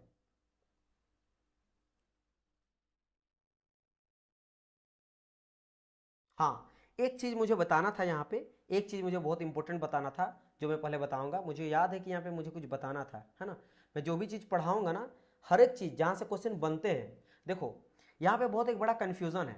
बड़ा कंफ्यूजन क्या है, जैसे सॉलिड में हम लोग बात करते हैं फ्रिक्शन जो रोकता है ना, मोशन को रोकता है, उसी तरह मेरा लिक्विड में, जैसे जैसे मैंने कहा यहाँ पे समझना, मैं पहले आधार सेट कर रहा हूँ फिर आपको आ रहा हूँ पॉइंट पे। सॉलिड में जैसे फ्रिक्शन जो होता है, ये मेरा मोशन को रोकता है, मोशन को क्या करता है, रोकता है ना। उसी तरह बात करेंगे अगर लिक्विड में, या फिर बात करेंगे फ्लूइड में, फ्लूइड में मेरा कौन होता है, विस्कोसिटी होता है ना। विस्कोसिटी मेरा क्या करता है, मोशन को रोकता है। किसके मोशन को रोकता है, फ्लूइड के मोशन को मेरा रोकता है, ठीक है। अब बारी ये आता है कि जो मेरा फ्रिक्शन होता है, ध्यान से समझना मेरे पॉइंट, इस पॉइंट को समझना, जो मेरा फ्रिक्शन होता है डियर स्टूडेंट, ये कहां पे डेवलप होता है, तो फ्रिक्शन जो होता है एक प्रॉपर्टी होता है बिटवीन टू सरफेसेस। ये जो प्रॉपर्टी होता है, प्रॉपर्टी किसका होता है, प्रॉपर्टी बिटवीन टू सरफेस, दो सरफेस फ्रिक्शन। देखो ये दो सरफेस, एक हमारा मोशन कर रहा है तो ये मेरा रुक रहा है ना। ये अगर मान लो कोई आइस रहा तो फिसल जाते हैं हम लोग, है ना, चिकना सरफेस रहा फिसल जाते हैं। तो दो सरफेस के बीच में अगर रफ सरफेस रहा तो वहां पे मुझे क्या देखने को मिलता है कि मोशन उतना नहीं हो पाता। तो अगर बात करेंगे सर विस्कोसिटी, विस्कोसिटी जो मुझे देखने को मिलता है वो क्या सरफेस पे डिपेंड करता है, करता है, ऐसा बात नहीं कि करता नहीं है, करता है। यानी कि ऑल्सो विस्कोसिटी, अगर मैं बात करता हूं, viscosity is also property between the two material या फिर टू कॉन्टैक्ट। तो इसको भी आप डिफाइन कर सकते हो कि भाई साहब ऑल्सो विस्कोसिटी या also this property is between two surfaces, और बोल सकते हो कॉन्टैक्ट बिटवीन दी मटेरियल। लेकिन इसके बावजूद कि मेरा कॉन्टैक्ट में होता है, क्योंकि यहीं से बच्चे कंफ्यूज हो जाते हैं, क्योंकि अब जो बताने वाले हैं ना सबसे बड़ा बात है यहाँ का, क्योंकि इसके बावजूद भी हम लोग विस्कोसिटी को ना इंटरनल प्रॉपर्टी से इसको डिफाइन करते हैं। इन सब के बावजूद हम लोग विस्कोसिटी को क्या बोलते हैं कि विस्कोसिटी मेरा इंटरनल प्रॉपर्टी है, इंटरनल प्रॉपर्टी है। इंटरनल प्रॉपर्टी जैसे आपको पता ना, प्रॉपर्टी क्या होता है, टेम्परेचर, प्रेशर, डेंसिटी, ये सभी क्या होता है, प्रॉपर्टी होता है, अपना प्रॉपर्टी होता है। यानी कि विस्कोसिटी को अलग अलग टेम्परेचर में, T1 टेम्परेचर में, T2 टेम्परेचर में, T3 टेम्परेचर में, इसी तरह टेम्परेचर में अलग अलग विस्कोसिटी होगा। विस्कोसिटी किसी का V1 होगा, किसी का विस्कोसिटी V2 होगा, किसी का विस्कोसिटी V3 होगा। मतलब सरफेस पे डिपेंड नहीं करता है, मतलब वही सेम फ्लूइड अगर अलग टेम्परेचर में है अलग तरह का बिहेवियर करेगा, अलग और गर्म कर दो अलग तरह का बिहेवियर करेगा। हो सकता है अगर जो ठंडा हो तो मोशन करा रुक रुक के, अगर उसको गर्म कर दिए, सेम सरफेस है, मान लो कोई लकड़ी का बोर्ड है, लकड़ी के बोर्ड में एक पानी को हम लोग गिरा रहे हैं, जा रहा नीचे, तो स्लो जा रहा है। अगर मैं इसको गर्म कर दिया तो उसी सरफेस में वो मेरा जल्दी मूव करने लगेगा, यानी कि विस्कोसिटी उसका क्या होगा, घट गया। समझिए, जल्दी मोशन करने लगा, है ना। और गर्म कर देगा तो और जल्दी आने लगेगा। यानी क्या समझे कि यहाँ पे सरफेस प्रॉपर्टी है, लेकिन फिर भी ये मेजरली हम लोग डिफाइन करते हैं as internal property of the system, internal property of the system. यानी अलग अलग प्रॉपर्टी के चेंज करने पे ये हो सकता है टेम्परेचर नहीं, कुछ और अगर लगा दो आप, है ना। टेम्परेचर, खासकर टेम्परेचर ज़्यादा ये मेजर ये आपका चेंज देखने को मिलता है, ज़्यादा प्रेशर वॉल्यूम से फर्क नहीं पड़ता इसको, तो इसके लिए अलग अलग चेंज होने से चेंज होता है। अब इसका सबसे एग्जाम्पल क्या पता है, मर्क्यूरी आप ले लो, Hg, मर्क्यूरी को ले लो और वाटर को ले लो। आप बोलेंगे सर इसका क्या मतलब हुआ, इसका क्या मतलब हुआ। आप देखेंगे ना मर्क्यूरी जो होता है, अच्छा कोई मुझे ये बता दे, आप लोग लाइव हो, क्या मुझे कोई बताएगा कि इन दोनों में से आपका अगर बात करते हैं विस्कोसिटी किसका ज्यादा होता है ना, ये मुझे बताओ आप लोग, विस्कोसिटी किसका ज्यादा होता है, बताइए मुझे, विस्कोसिटी किसका ज्यादा होगा। विस्कोसिटी अगर बात करेंगे Hg का और विस्कोसिटी बात करेंगे हम लोग वाटर का, तो बताओ कोई कि विस्कोसिटी किसका ज्यादा होता है, एनीवन। अगर मैं बोलूंगा, आप देखोगे मरकरी ना पूरा फिसलता है, इधर उधर जाते रहता पूरा जल्दी, समझो इधर उधर जाते रहता। लेकिन वहीं अगर बात करेंगे पानी का, तो पानी देखो स्लो स्लो, मतलब कहने का मतलब क्या है कि अगर मैं कोई भी प्लेटफॉर्म लेता हूं, सपोज करो मेरे पास इस तरह का कोई प्लेटफॉर्म है, इसमें मैं एक, देखो यहाँ पे क्या बोल रहे हैं, बिल्कुल सही बात है कि मेरा विस्कोसिटी जो होता है मर्क्यूरी का ज्यादा होता है। लेकिन चलो ठीक है, बिल्कुल आपने सही कहा डियर, लेकिन अब मुझे आप खुद बताओ, आप मुझे खुद बताओ कि एक चीज मुझे बताओ, आप देखोगे अगर मैं कोई जैसे इसी तरह मैं एक सरफेस लिया, वहां पे एक बूंद लाता हूं मर्क्यूरी को, एक बूंद लाता हूं वाटर को, आपको क्या देखने मिलेगा कि मर्क्यूरी बहुत जल्दी मेरा चल जाएगा, मोशन बहुत जल्दी करेगा, और मेरा वाटर जो स्लो स्लो करेगा। मतलब अगर मान लो ये मेरा एक मर्क्यूरी है ना, रेड कलर का मर्क्यूरी है, सपोज करो कि रेड कलर का क्या है मेरा, ये कोई इस तरह का कोई सरफेस मैंने एक बूंद डाल दिया मर्क्यूरी का, और दूसरा बूंद मैंने ग्रीन कलर का डाल दिया वाटर है, तो ये मेरा वाटर है ना। और रेड कलर का क्या है, रेड कलर का मेरा Hg है, मर्क्यूरी है। तो देखोगे मर्क्यूरी जब तक यहां मेरा पहुंच जाएगा ना, तब मेरा वाटर एकदम स्लो स्लो मूव करेगा, ये यहीं तक पहुंच पाएगा। अब ऐसा क्यों है भाई साहब, अगर मेरा विस्कोसिटी इसका ज्यादा है ना, आप खुद आपने कहा कि भाई सर मर्क्यूरी का विस्कोसिटी ज्यादा है, अच्छा विस्कोसिटी ज्यादा मतलब ये स्लो मूव करना चाहिए, विस्कोसिटी मतलब क्या था, रेजिस्टेंस टू फ्लो, इसमें ज्यादा विस्कोसिटी है, ज्यादा विस्कोसिटी तो स्लो मूव करना चाहिए, तो स्लो अगर मूव करना चाहिए तो ये तो पीछे होना चाहिए, वाटर मेरा पहले होना चाहिए, क्योंकि मेरा अगर बात करा जाए कि विस्कोसिटी मेरा कम किसका है, वाटर का। बेसिकली ये विस्कोसिटी आता कब है, रेजिस्टेंस टू फ्लो, जब डिफॉर्मेशन होता है शेयर फोर्स लगाने के बाद, तो वो रेजिस्ट करता है, उसको रोकता है। तो जब इसमें कम मेरा वाटर का है तो फ्लो मेरा जल्दी करना चाहिए, तो फिर ये स्लो मेरा क्यों है बताइए मुझे। कोहेसिव ज्यादा होता है मर्क्यूरी में, इसलिए वो पूरे एक साथ फ्लो करता है, बिल्कुल करेक्ट आंसर, वेरी नाइस, है ना। तो बेसिक बेसिक चीजें बिल्कुल आपको थोड़ा बहुत जो है वो क्लियर होना चाहिए। ये मैं इसलिए नहीं लिखवाया हूं क्योंकि ये कोई एग्जाम में आपको नहीं पूछा जाएगा इन जनरल, क्योंकि ये आपका 10th 12th लेवल में या फिर वहीं तक का सही है ना। लेकिन इसलिए मैं बताना इंपॉर्टेंट है, क्योंकि अगर किन्हीं को नहीं पता तो ये पता होना चाहिए। होता क्या डियर स्टूडेंट कि अगर मैं बात करता हूं मर्क्यूरी का, तो याद रखना मर्क्यूरी में जो होता है ना, वो जो एडेसिव होता है, एडेसिव वो मेरा जीरो होता है, जीरो एडेसिव होता है, जीरो एडेसिव होता है, जीरो एडेसिव।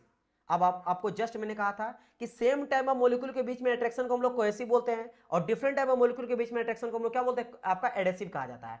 तो मर्क्यूरी जो है, मान लो जिस भी सरफेस है, सरफेस के साथ ना जो प्रॉपर्टी चिपके रहता है उसको कहा जाता है एडेसिव। मतलब ये मर्क्यूरी हो गया और नीचे का कोई भी आपका सरफेस है, उसके साथ ना एडेसिव जो है डिफरेंट मॉलिक्यूल्स, क्योंकि एक है आपका मर्क्यूरी रेड कलर का समझ लो, रेड कलर का समझ लो मेरा मर्क्यूरी है, और मान लो ये ब्लैक कलर का कोई मेरा सरफेस है, ब्लैक कलर का क्या है मेरा सरफेस है, तो ये मेरा कोई सरफेस है जिसके ऊपर मेरा फ्लो कर रहा है मेरा मर्क्यूरी, है ना, मर्क्यूरी फ्लो कर रहा है, और इसके बीच में जो अट्रैक्शन होगा उसको एडेसिव, तो ये जीरो होता है, जीरो मतलब वो चिपकता ही नहीं है सरफेस के ऊपर, जिसके वजह से बहुत ही फ्लो मूव करता है। तो ये बेसिकली क्या है, आपको कंफ्यूज कर देगा इस तरह का डेमोन्स्ट्रेशन। अब जब देखोगे ना लाइफ में, तो आपको लगने लगेगा कि सर जी इसका मतलब तो ये हुआ कि मेरा विस्कोसिटी कम है मेरा मर्क्यूरी का, लेकिन एक्चुअल में ज्यादा है, लेकिन एक्चुअल में क्या होता है, इसका कम होता है ना। सॉरी क्या मैं बोल रहा हूं, ये स्लो मूव करता है, यानी कि इसका मेरा ज्यादा होता है विस्कोसिटी, समझ आए मेरी बेटी, ज्यादा रहता है, ज्यादा यानी कि ये मेरा, इसको मैं हटा दे रहा हूं, ठीक है, ये समझ गए कि इसका ज्यादा होता है विस्कोसिटी, यानी मेरा करना चाहिए स्लो मूव, लेकिन करता है मेरा फास्ट मूव, दिखता फास्ट है, क्यों, क्योंकि जीरो एडेसिव रहता है। और वाटर का बात करेंगे, वाटर जो था किसी भी सरफेस से चिपक जाता है, आप देखोगे वाटर ड्रॉपलेट को हाथ से देखो, है ना, वो थोड़ा सा स्लो स्लो मूव करेगा। आपको एक कांच का बर्तन ले लो, उसमें गिराओ आप वाटर ड्रॉपलेट, आपका जल्दी गिर जाएगा। तो वो ना अलग अलग आपके सरफेस के साथ को होता है मेरा अलग अलग तरह का बिहेवियर शो करता है, तो वो बेसिकली होता है एडहेसिव प्रॉपर्टी, इसमें एडहेसिव ज्यादा देखने को मिलता है, दैट्स वाई स्लो मूव करता है। तो यानी कि अब क्या करेंगे, अब तो ये पूरी तरह से स्टेटमेंट जो मैंने कहा था कि कॉन्टेक्ट पे डिपेंड करता है तो गलत हो गया है ना, तो कहा जाता है, लेकिन फिर भी हम लोग मेनली जो डिफाइन करते हैं वो इंटरनल प्रॉपर्टीज को मान के चलते हैं, सरफेस प्रॉपर्टी नहीं मान के चलते हैं, क्योंकि अगर आप सरफेस प्रॉपर्टी की मान के चलोगे तो कहीं ना कहीं चीजों को आप समझने में गलती कर दोगे, होता है, लेकिन मेनली हम लोग इसको मान के चलते हैं, क्योंकि ये अगर मानोगे तो आपका 100% करेक्ट होगा। तो आप समझ गए होंगे कि क्या दोनों में डिफरेंस है। चलो यहां तक आपका क्लियर हो गया, एक बात था मुझे जो याद आया मैं आप लोग को समझा दिया। नाउ अब मूव करते हैं आगे, अब मूव करते हैं आगे। अच्छा अब बात करते हैं सर कि ये एक आपका यहां से जो निकाले हम लोग न्यूटन्स लॉ ऑफ विस्कोसिटी से, है ना, न्यूटन्स लॉ ऑफ विस्कोसिटी से जो हम लोग यहाँ पे निकाले हैं, है ना, कि शेयर फोर्स, ये मेरा स्ट्रेस है, शेयर स्ट्रेस है, shear stress equal to mu into d upon D Y. तो सर इसका यूज कब करते हैं, इसका यूज कब करते हैं, जब आपका वेलोसिटी चेंज दिया रहेगा तब। ये जो आपका है दैट इज कॉल्ड, ये वेलोसिटी ग्रेडियंट है, वेलोसिटी वेलोसिटी ग्रेडियंट है, यानी कि वेलोसिटी टाइम के साथ चेंज हो रहा है। यहां देखे थे ना कि ये मेरा यहाँ कुछ था, यहाँ कुछ था, यहाँ कुछ था, y डिस्टेंस के साथ साथ इस तरह से, है ना, y मेरा यहाँ पे मान लो सपोज करो y से जा रहा है और y डिस्टेंस के साथ साथ मेरा चेंज हो रहा, चेंज हो रहा, चेंज हो रहा, चेंज हो रहा है। यहां से लेकर मान लो ये y से लेकर 0 से लेकर u इक्वल टू समथिंग मान लो x तक गया है, जीरो वेलोसिटी से लेकर x तक गया है, और मेरा y डिस्टेंस मान लो y इक्वल टू 0 है और y इक्वल टू समथिंग मेरा यहाँ पे मान लो कुछ भी है, y इक्वल टू मान लेते हैं z है, डिस्टेंस है 10 मीटर तक मान लो गया है और कितना हो गया है। तो इस तरह का अगर चेंज दे रहा है इनिशियल टू फाइनल तब आप इसका यूज करोगे। लेकिन अगर आपको डायरेक्ट बोल दे पर्टिकुलर सेक्शन पे, पर्टिकुलर लेयर पे निकालने का, तब क्या करोगे, सपोज करो ऐसा है और आपको बोल दिया जाए कि इस पर्टिकुलर सेक्शन पे निकाल के बताओ, इस पर्टिकुलर सेक्शन पे आप निकालो, जिसमें आपको बोल देगा कि आपका फ्री फिक्स सरफेस से लेकर यहां तक का जो डिस्टेंस है वो मान लो y है, समथिंग मान लो 4 10 5 10 जितना मीटर सेंटीमीटर कुछ भी दिया रहे, और आपको ये भी बोल देगा कि यहाँ का वेलोसिटी समथिंग मेरा u है। तो अब आपको क्या कैसे निकालोगे, तब कैसे निकालोगे, तो उसके लिए मैं आपको बता रहा हूं नेक्स्ट चीज, वो कैसे निकालोगे। देखो वही कहा गया है कि ये मान लो कि सपोज करो मेरा क्या है, एक मेरा फिक्स्ड सरफेस था, है ना, यहाँ पे जब हम लोग शेयर फोर्स अप्लाई कर रहे हैं तो मेरा क्या कर रहा, मूव कर रहा है, ये मेरा डिफॉर्मेशन हो रहा है, डिफॉर्मेशन हो गया और कुछ मेरा ऐसा बना रहा है, कुछ ऐसा बना रहा है ना, चेंज यहाँ पे वेलोसिटी मेरा v 0 से लेकर मान लो मेरा v प्लेट वेलोसिटी तक चल गया है, प्लेट के वेलोसिटी के बराबर इसका वेलोसिटी है ना। तो अगर लेकिन यहां ना बोल के आपको बोल दे क्या, इस सेक्शन पे, बीच कहीं इस सेक्शन पे आपको पर्टिकुलर इस सेक्शन पे निकालना जहां पे वेलोसिटी आपका v दिया गया है ना, जो आपका y है y का भी डायरेक्ट दे दिया गया, y का भी वैल्यू आपको डायरेक्ट दे दिया गया कि इतना है आपका यहाँ पे है तो क्या करेंगे, यहीं से निकालेंगे। तो हम लोग जैसे देखे थे न्यूटन्स लॉ ऑफ विस्कोसिटी से tau equal to mu into d upon D Y, है ना। तो यहाँ पे देखो आपका चेंज क्या क्या दिया गया है, इनिशियल से फाइनल देख लो, अगर वेलोसिटी का चेंज करेंगे तो इनिशियल मेरा क्या है, इनिशियल का बात करेंगे तो 0 है, फाइनल क्या मेरा v है। तो ये जो मेरा दिया गया है चेंज इन वेलोसिटी, तो क्या देखेंगे, फाइनल माइनस इनिशियल, फाइनल मेरा v माइनस 0 है ना, क्योंकि v minus 0 final minus initial, तो यहाँ पे v माइनस 0, और ये क्या है, वर्टिकल डिस्टेंस का चेंज है ना, चेंज आपका डिस्टेंस, तो इनिशियल क्या था y इक्वल टू 0 से y तक गया है, तो फिर से y करेंगे y माइनस 0 करेंगे, तो बस उस चीज को वैल्यू पुट कर दिया गया है। तो क्या है, कुल मिला के ऊपर में v बचा, नीचे y बचा, तो क्या गया u v divide by y, v divide by y, v divide by. अब नाउ अगर मैं इसको स्ट्रेस को, you know that stress equal to क्या था, फोर्स अपन एरिया, तो अगर मैं इसको तोड़ देता हूं फोर्स अपन एरिया पे इज इक्वल टू होता है म्यू v अपन y। अब इसको मैं डायरेक्ट फोर्स इक्वल टू अगर निकालना चाहूंगा तो फोर्स इक्वल टू निकाल सकता हूं क्या, एक उधर ले जाओ, mu into a into v divide by pi. तो अगर किसी पर्टिकुलर सेक्शन पे आपको निकालना है, फोर्स निकालना है, शेयर फोर्स निकालना है, या विस्कोसिटी निकालना है, या फिर उसका वेलोसिटी निकालना है, या फिर कुछ भी, मान लो इसमें से कुछ 5 चीज है, कोई दिया रहे कोई नहीं दिया रहे, तो यू कैन इजिली कैलकुलेट।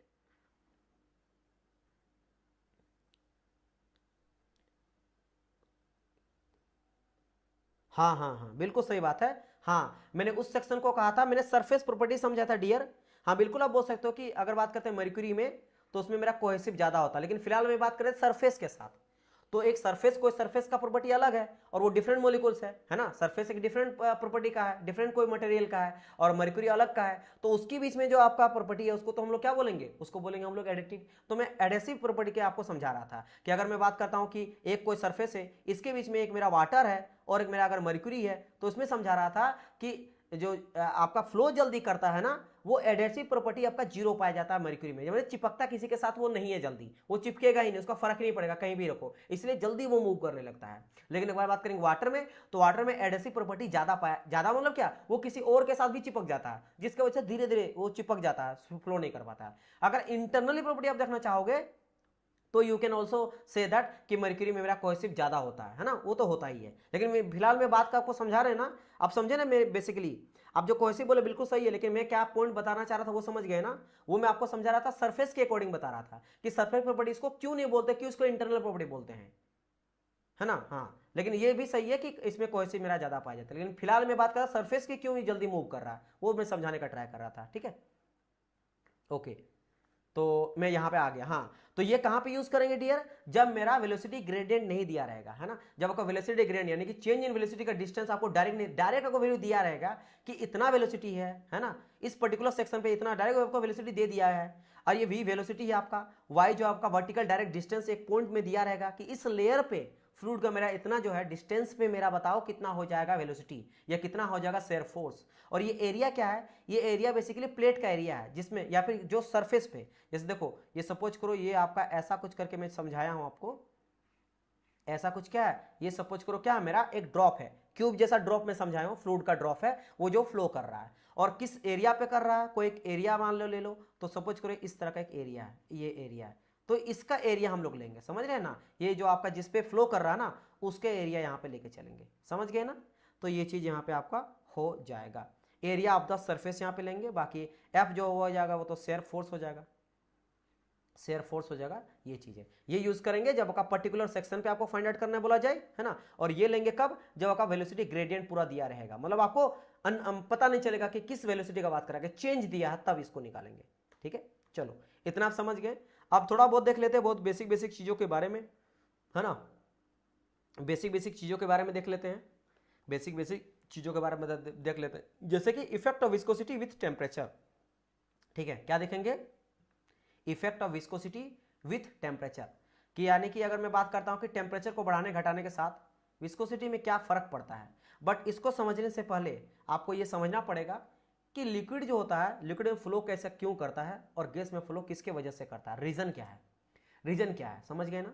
या फिर विस्कोसिटी जो है पाया जाता है लिक्विड में क्यों पाया जाता है और गैसेस में क्यों पाया जाता है ना। थोड़ा बहुत चीज आपको पता होगा, थोड़ा बहुत चीज मैं बताऊंगा, दोनों मिक्स होकर एक अच्छा चीज आपको समझ में आएगा, और जो फ्रेशर होंगे उनके लिए और हेल्पफुल करेंगे, कोई अगर देखेंगे तो, है ना। या फिर भूल गए होंगे, बहुत सारे स्टूडेंट मेरे को बोलते हैं ना कि सर जी बहुत टाइम होगा पढ़े हुए, तो आप प्लीज बेसिक से उठाना ताकि मुझे पूरा रिकॉल हो जाए हर एक चीज, तो वही मैं ट्राई कर रहा हूं। देखो अगर मैं बात करता हूं लिक्विड क्या होता है, लिक्विड में जो विस्कोसिटी पाया जाता है is due to the molecular bonding, कैसा बॉन्डिंग, ये कोहेसिवनेस, है ना। यहां पे बात आ जाता है कि अगर मर्क्यूरी का और वाटर का कंपेयर करेंगे, जो आपने बताया था ना डियर, यहां पे समझने वाली बात है कि अगर बात करेंगे कोहेसिवनेस तो ज्यादा पाया जाता है मर्क्यूरी में, वाटर में कम पाया जाता है। इसके वजह से क्या होता है, आपका विस्कोसिटी देखने को मिलता है लिक्विड में, इसी के वजह से, है ना, मोलिकुलर बॉन्डिंग, वो भी कैसा बॉन्डिंग, कोहेसिवनेस, कोहेसिव प्रॉपर्टी की वजह से विस्कोसिटी मिलता है, क्लियर। लेकिन अगर मैं बात करता हूं गैस का भी क्या मोलिकुलर बॉन्डिंग के चलते, no no no no no no, viscosity मतलब समझ रहे, रेजिस्टेंस टू फ्लो, समझ गए, लेकिन जिसमें भी कोहेसिवनेस ज्यादा होगा वो क्या होगा, उसका विस्कोसिटी ज्यादा होगा, यानी कि वो मेरा स्लो मूव करेगा, है ना, वो मेरा स्लो मूव करेगा। और अगर मैं बात करता हूं क्या, स्लो मूव करेगा मतलब समझ layer by layer, internal property की बात करें, किसी सरफेस के ऊपर नहीं, वो मत जाना, नहीं तो आप लोग कंफ्यूज हो जाओगे, समझ रहे हैं ना। मैं बात कर रहा हूं कि लेयर बाय लेयर, मतलब पूरा का पूरा वाटर भरा हुआ है, लेयर बाय लेयर भरा है, तो लेयर बाय लेयर का डिफॉर्मेशन मुझे क्या देखने को मिलेगा, अगर मान लो यहाँ पे कोहेसिवनेस ज्यादा है, इसका कोहेसिवनेस ज्यादा है, रेजिस्टेंस ज्यादा हो रहा है ना, तो ये मैंने डिफॉर्मेशन कम देखने को मिलता है, समझ आया मेरी बात की नहीं। लेकिन अगर मैं बात करता हूं कि सर गैस में किसके वजह से विस्कोसिटी होता है, किसके वजह से लेयर बाय लेयर फ्लो करता है, फिर रोकता है, तो वो डियर स्टूडेंट, क्योंकि देखो कोहेसिवनेस का यहाँ पे बात करके कोई मतलब है नहीं कि गैस पार्टिकल बहुत दूर दूर रहता है, तो कोहेसिवनेस तो ना के बराबर पाया जाता है, तो फिर क्या रीजन होता है, तो ये होता है dear student due to molecular collision, आपस में कोलिजन करता है, आपस में कोलिजन खुद ही, ये समझ लो उस तरह का हाल है ना, वैसा हाल है कि जैसे आपको बताया था ना कि मान लो एक ग्राउंड है, इस ग्राउंड में ना कोई कंसर्ट, मतलब समझ लो ना कुछ तरह का कोई प्रोग्राम है या कोई कुछ भी इस तरह का चीज है, क्रिकेट ग्राउंड है, उसमें क्या था, लाखों लाखों आते हैं आदमी, है ना, कई लाख आते हैं, मतलब लाख नहीं, आज के टाइम पे बड़ा स्टेडियम शायद है जो गुजरात में है शायद, है ना, शायद, जो भी है आप समझ गए मैं क्या बोलना चाह रहा हूँ। 90,000 1 लाख यहाँ पे आया है इंसान। अब वहाँ पे अगर मैं बोलूँगा कि आप लोग आराम से निकलो तो जल्दी सब मूवमेंट करने लगेगा, अच्छा मूवमेंट हो जाएगा। लेकिन वही अगर कोई भगदड़ मच जाता है, कुछ ऐसा चीज़ पता चल जाता है कि भाई साहब यहाँ पे किसी का कत्ल हो गया, कोई गन लेके आ गया, है ना, ऐसा कुछ हो गया, या बारिश हो गया, या फिर कुछ भी इस तरह का चीज़ जो आदमी जिससे डर जाए, समझ जाए, जिसके वजह से क्या होगा, रैंडम मोशन करने लगेंगे लोग, रैंडम। तो उसी चीज़ को, उसी एक स्टेडियम से निकलने में इन लोग को काफ़ी टाइम लग जाएगा, काफ़ी टाइम लग जाएगा, क्योंकि ब्लॉक हो जाएगा, समझ रहे ना, हर कोई अपने मोशन को रोकने लगेगा। सेम चीज़ होता है गैस में, गैस में इसी की वजह से विस्कोसिटी देखने मिलता है, आपस में रुकावट होता है। ऐसा इसको मैं बहुत अच्छी तरह समझा रहा हूँ। एक बहुत अच्छे साइंटिस्ट हैं जो एक्सपेरिमेंट किए थे, और एक्सपेरिमेंट वो ये किए थे कि मान लो एक 10 बाय 10 का रूम है, 10 मीटर का रूम है ना, 10 मीटर का रूम है, यहाँ पे मैं क्या करता हूँ, स्प्रे करता हूँ। क्या किया मैंने, स्प्रे करा। स्प्रे जो होता है ना बॉडी परफ्यूम, है ना, बॉडी परफ्यूम जो होता है, मैंने स्प्रे करा, स्प्रे यहाँ पे करा। लेकिन देखोगे, या अगरबत्ती जलाया, आप जो भी कर लो, अब आप इस रूम के कोना में खड़े हो, लेकिन क्या होगा कि आपको आने में बड़ा टाइम लग जाता है ना, कुछ सेकंड के बाद तक पहुंचता है। जबकि जबकि अगर मैं यहाँ पे बोलूं कि जो कोई भी जो स्पीड होता है मेरा गैस का, गैस मॉलिक्यूल्स का, वो ऑलमोस्ट बहुत ज्यादा होता है, 10⁻15 के आसपास इस तरह कुछ होता है ना। इतना के बावजूद भी, या नॉर्मल ऑन एन एवरेज अगर कहा जाए तो एवरेज जो आपका स्पीड होता है, एवरेज अगर मैं बात करता हूँ, एवरेज स्पीड ऑफ गैस, ये लगभग आपका 500 के आसपास होता है, 500 मीटर प्रति सेकंड के आसपास होता है, जो कि साउंड से ज्यादा है। क्योंकि अगर मैं बात करता हूँ यहाँ पे एवरेज स्पीड ऑफ, यहाँ पे अगर मैं लिखता हूँ, देखो आपको मैं समझा रहा हूँ, एवरेज स्पीड ऑफ साउंड, है ना, इन गैस में बात करता हूँ, गैस में, एयर में होता है, ये मात्र आपका 300 के आसपास होता है, 340 350 के आसपास होता है मात्र पर सेकंड के। आप समझो, साउंड से भी ज्यादा। जबकि साउंड अगर मैं आप कॉर्नर में रहोगे, एक रूम के कॉर्नर में, मैं बोलूंगा सुनो तो तुरंत सुन लोगे आप, लेकिन मैं स्प्रे मारा कुछ देर के बाद पहुंचता है, जबकि इससे देखो समझ सकते हो कि दुगना के आसपास है, लेकिन फिर लेट क्यों जाता है, रीजन वही है, रीजन क्या, आपस में टकराने लगता है ना। निकला तो यहाँ पे ढेर सारा मोलिक्यूल, हजारों मोलिक्यूल निकला, स्प्रे आप 5-6 बार किए, हजारों ड्रॉपलेट निकला छोटा छोटा, लेकिन आपस में टकरा रहा है, तो यहीं तक जाते जाते है ना वो पहुंच ही नहीं पाएगा, वहीं टकराते टकराते टकराते टकराते रह जाएगा, है ना, तो मोशन नहीं कर पाता है। तो ये समझ गए, इसीलिए इसमें विस्कोसिटी आता है, रुकावट आता है, मोशन में रुकावट आता है, समझ गए ना। लेकिन वही अगर लिक्विड में बात करा जाए तो लिक्विड में किसके वजह से आता है, कोहेसिवनेस की वजह से आता है। अब जो है टेम्परेचर के बेसिस पे आप ये अगर दो चीज ध्यान रखोगे ना, कि लिक्विड बोले तो viscosity due to molecular bonding cohesiveness, और गैस बोले तो मोलिकुलर कोलेजन। अब इसके अकॉर्डिंग आप आराम से जो है ना हमेशा लगा सकते हो इस क्वेश्चन को, है ना, अगर आता तब तो आता ही है, बेसिक समझ गए तो और बढ़िया। कि लिक्विड में क्या होता है, अगर बात करते हैं लिक्विड में आप टेम्परेचर को बढ़ाओ, तो जैसे आप टेम्परेचर को बढ़ाओगे तो मोलिक्यूल्स दूर हटने लगेगा, है ना। ऑब्वियसली बात है, क्या होता है, पहले सॉलिड होता है, जैसे आइस है आपके पास, आइस रखा हुआ है ना, बर्फ रखा हुआ, उसमें जैसे टेम्परेचर दोगे, हीटिंग इफेक्ट करोगे, टेम्परेचर दोगे, टेम्परेचर के बाद क्या हो जाएगा, वो मेरा बन जाएगा पानी हो जाएगा, लिक्विड हो जाएगा, है ना, लिक्विड हो जाएगा। लिक्विड में जब आप टेम्परेचर फिर से बढ़ाओगे तब वो क्या बन जाएगा, मेरा गैस बन जाएगा, गैस बन जाएगा। तो ऑब्वियस बात है, गैस मतलब क्या, मॉलिक्यूल्स दूर दूर जाने लगेगा, दूर दूर जाने लगेगा। अगर दूर दूर जाने लगेगा तो क्या होगा, उसका अगर विस्कोसिटी बात करें, विस्कोसिटी लो हो जाएगा, मतलब जल्दी मोशन करने लगेगा, रुकावट कम आएगा, तो ऑब्वियसली बात है विस्कोसिटी मेरा कम हो जाएगा, है ना।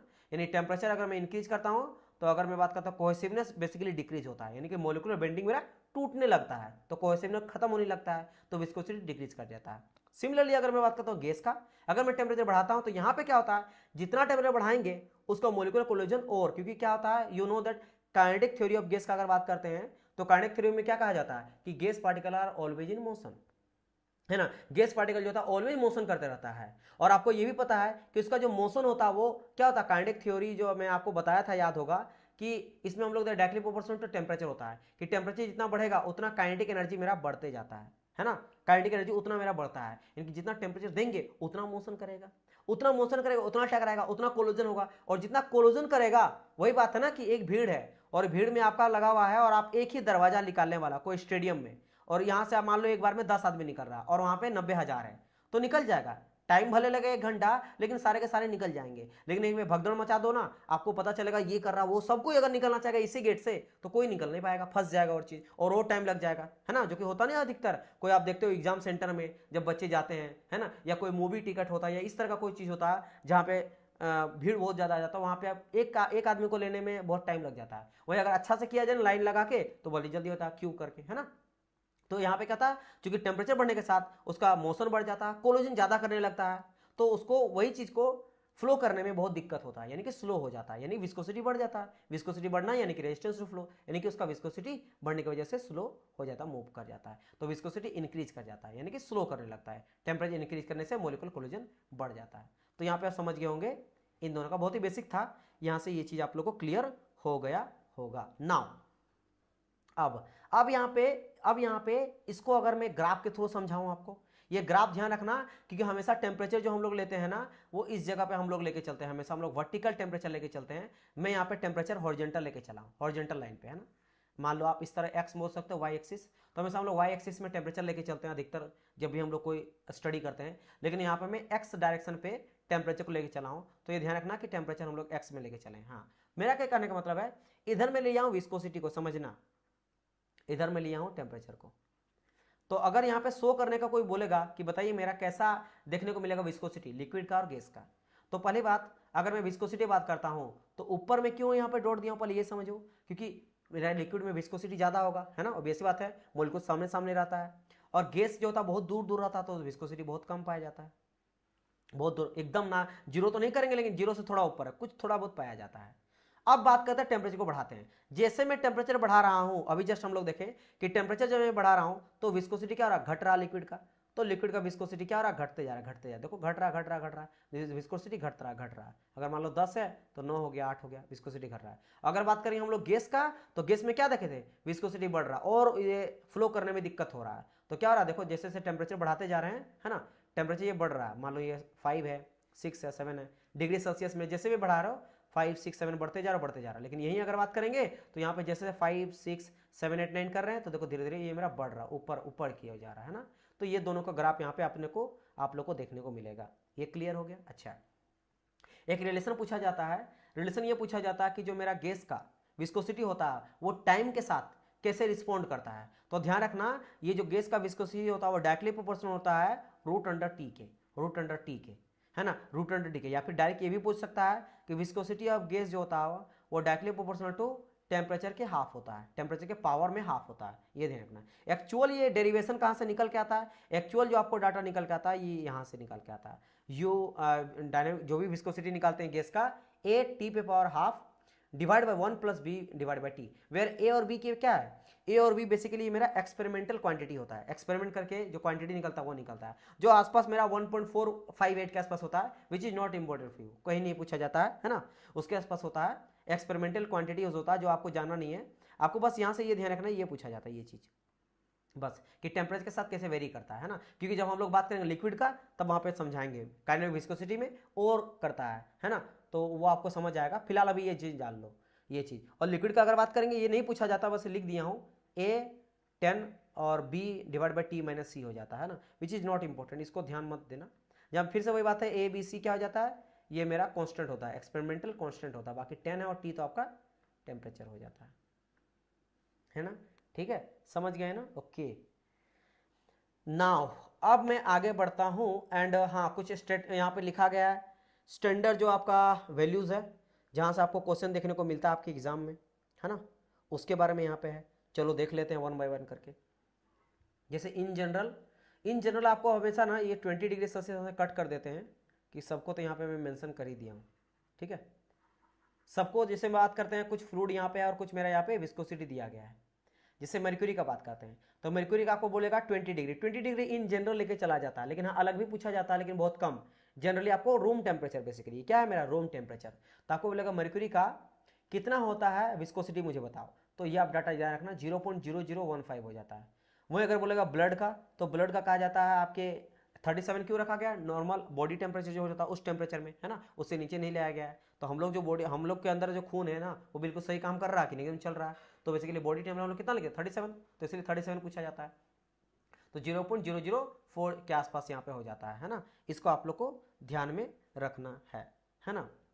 चलिए, और फिर अगर बात करा जाए एयर का, तो एयर को भी वही आपका एटमॉस्फेरिक प्रेशर ATM 1 ATM में पूछा जाता है, एंड ये भी आपका मर्क्यूरी भी 1 ATM में ही था। और टेम्परेचर की बात करा जाए तो रूम टेम्परेचर वही 20 डिग्री सेल्सियस, जो कि हो जाता कितना, यहाँ पे आप मेंशन है 40 रहता, 18 रहता है ना।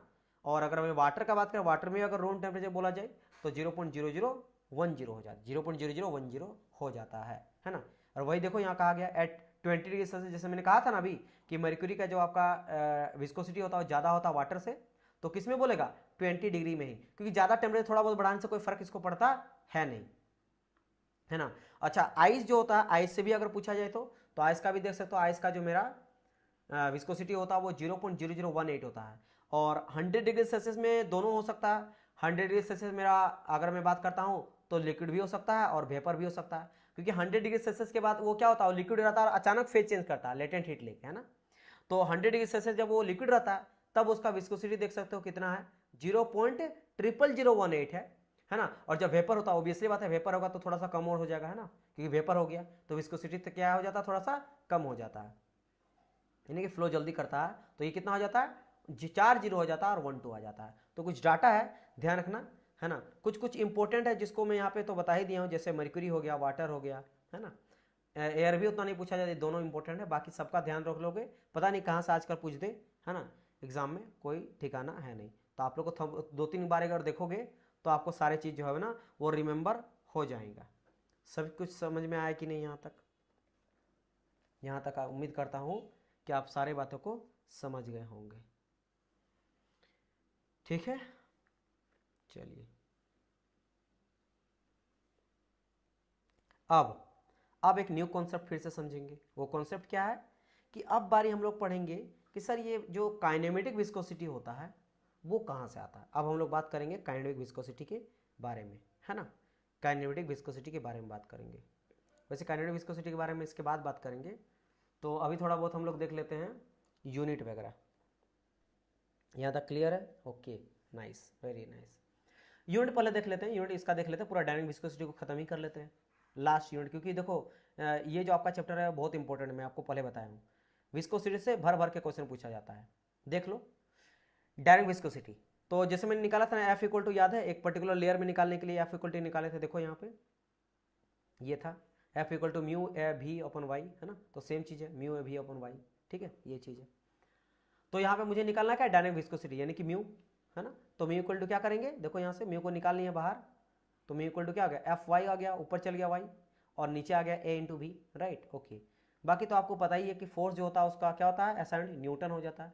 ये आपका वर्टिकल डिस्टेंस है, मीटर में ले लेंगे डिस्टेंस को, एरिया मीटर स्क्वायर में लेंगे और वेलोसिटी मीटर पर सेकंड ले लेंगे। मीटर मीटर मेरा कट जाएगा, बचेगा क्या, न्यूटन मीटर, न्यूटन सेकंड ऊपर चल जाएगा तो हो जाएगा न्यूटन सेकंड पर मीटर स्क्वायर। तो this is your SI unit, Newton second पर मीटर स्क्वायर, न्यूटन सेकंड पर मीटर स्क्वायर। अब यहाँ पे आपको ये भी पता कि न्यूटन पर मीटर स्क्वायर को हम लोग पास्कल बोलते हैं, है ना, क्योंकि देखो ये फोर्स का है ना, ये फोर्स का यूनिट है और ये क्या है, एरिया का है। तो फोर्स अपन एरिया क्या हो जाता है, प्रेशर, और प्रेशर का क्या यूनिट लिखते हैं, पास्कल, पता है ना भाई, pressure equal to force upon area, और प्रेशर का यूनिट हम लोग पास्कल लेके चलते हैं। और ये देख सकते हो न्यूटन इसका है और ये आपका मीटर स्क्वायर है, तो न्यूटन पर मीटर स्क्वायर को हम लोग पास्कल लिख सकते हैं, तो इसको मैं पास्कल सेकंड भी बोल सकता हूँ। तो क्या हो गया मेरा, पास्कल सेकंड यहाँ पे आ गया, है ना, pascal second, that is called your SI unit. तो एक एसआई नहीं होता है, इसके अलावा जो है और भी एसआई होता है। क्या होता है, क्या होता है, देखो यहाँ पे देख लेना, है ना। यहाँ पे हम लोग क्या कर रहे हैं डियर, इसको आप देखो, जो न्यूटन होता है ना, न्यूटन आपको पता है न्यूटन क्या होता है, फोर्स, बेसिकली फोर्स होता है मास इंटू एक्सेलरेशन। तो यहीं से हम लोग इसी का तो न्यूटन लेते हैं ना, है ना। तो इसको मैं अगर मास यानी केजी आ गया, है ना, और एक्सेलरेशन क्या लिखता है, मीटर पर सेकंड स्क्वायर, तो वही कहा गया है केजी मीटर पर second square, KG metre metre पर सेकंड स्क्वायर, ये बेसिकली न्यूटन को लिख दिया गया। बाकी सेकंड का सेकंड है, मीटर स्क्वायर का मीटर स्क्वायर है।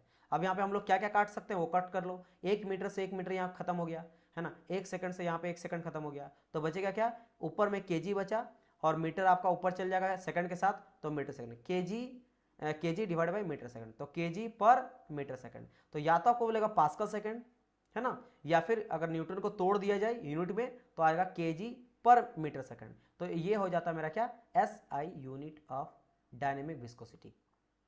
क्लियर, ये हो गया SI unit of dynamic viscosity, clear. चलिए, और इसी को अगर डायमेंशन कोई बोल दे तो डायमेंशन निकाल सकते हो, केजी का क्या हो जाता है, मास हो जाता है, तो एम आ जाएगा, है ना।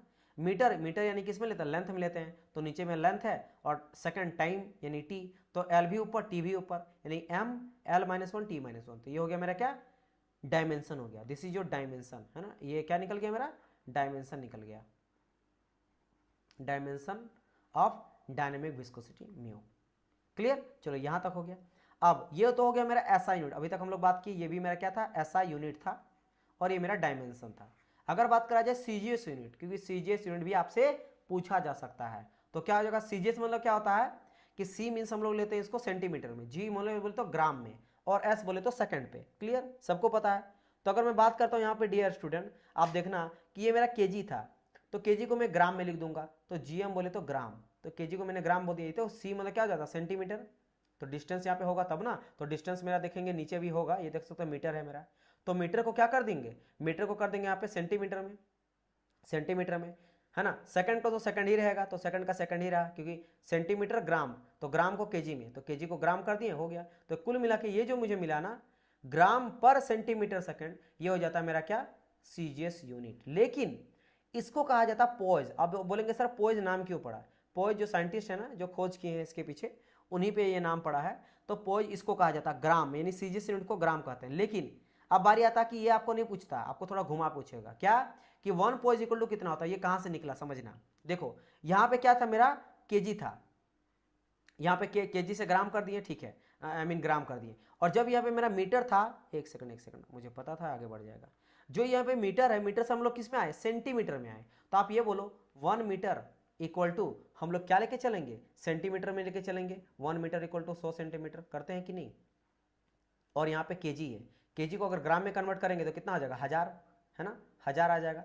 समझे मेरी बात कि नहीं, मैं सिंपल ये बोल रहा हूं कि मेरा केजी था, तो 1 केजी बराबर कितना ग्राम होता है, सबको पता है सर 1000 ग्राम होता है, तो ऊपर में 1000 ग्राम लिख सकता हूं कि 1 केजी बराबर 1000 ग्राम, ठीक है।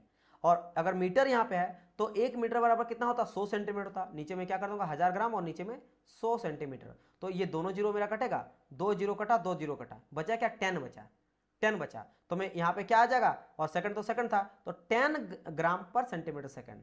तो अब इसको मैं बोल दूंगा अगर पोएज, तो क्या निकला, म्यू इक्वल टू क्या निकल गया, 10 पोएज निकला, 10 पोएज निकला, 10 पोएज मेरा निकल गया, 10 पोएज मेरा निकल गया, है ना। समझ है मेरी बात कि नहीं, इस चीज को आप लोग को ध्यान में रखना है। और क्या अगर आपको बोलेगा 1 पोएज इक्वल टू कितना होता है, तो 1 पोएज इक्वल टू क्या जाता है मेरा 1 ग्राम, क्योंकि समझ रहे हो ना यहाँ पे, क्योंकि ये यही पोएज है, वो 1 पोएज है, तो 1 पोएज इक्वल टू ये बोल सकता है आपको, है ना 1 पोएज, तो 1 पोएज इक्वल टू 10 मत लिख देना, क्योंकि पोएज किसको बोल रहे हैं, पोएज बोल रहे हैं हम लोग 10 को हटा के ग्राम पर सेंटीमीटर सेकंड को बोल रहे हैं ना, सेंटीमीटर आपका सेकंड को बोल रहे इसको, तो इसको 1 पोएज इक्वल टू बोलेगा तो 1 ग्राम पर सेंटीमीटर बोला जाएगा, ठीक है। लेकिन अगर बोला जाए इस तरह से कि म्यू इक्वल टू 10 पोएज मेरा पूरी तरह से मिला, 10 पोएज पूरी तरह से मिला। अच्छा हम लोग ये देखें, अगर हम लोग बात करते हैं क्या कि एक हम लोग बात करते हैं क्या एसआई यूनिट का, और एक बात करते हैं हम लोग सीजीएस यूनिट का, उसके बीच में रिलेशन, सीजीएस यूनिट के बीच में रिलेशन। तो जस्ट अभी देखें कि म्यू जो हो जाता है, म्यू से हम लोग क्या निकालते हैं, पास्कल सेकंड निकाले थे, तो 1 पास्कल सेकंड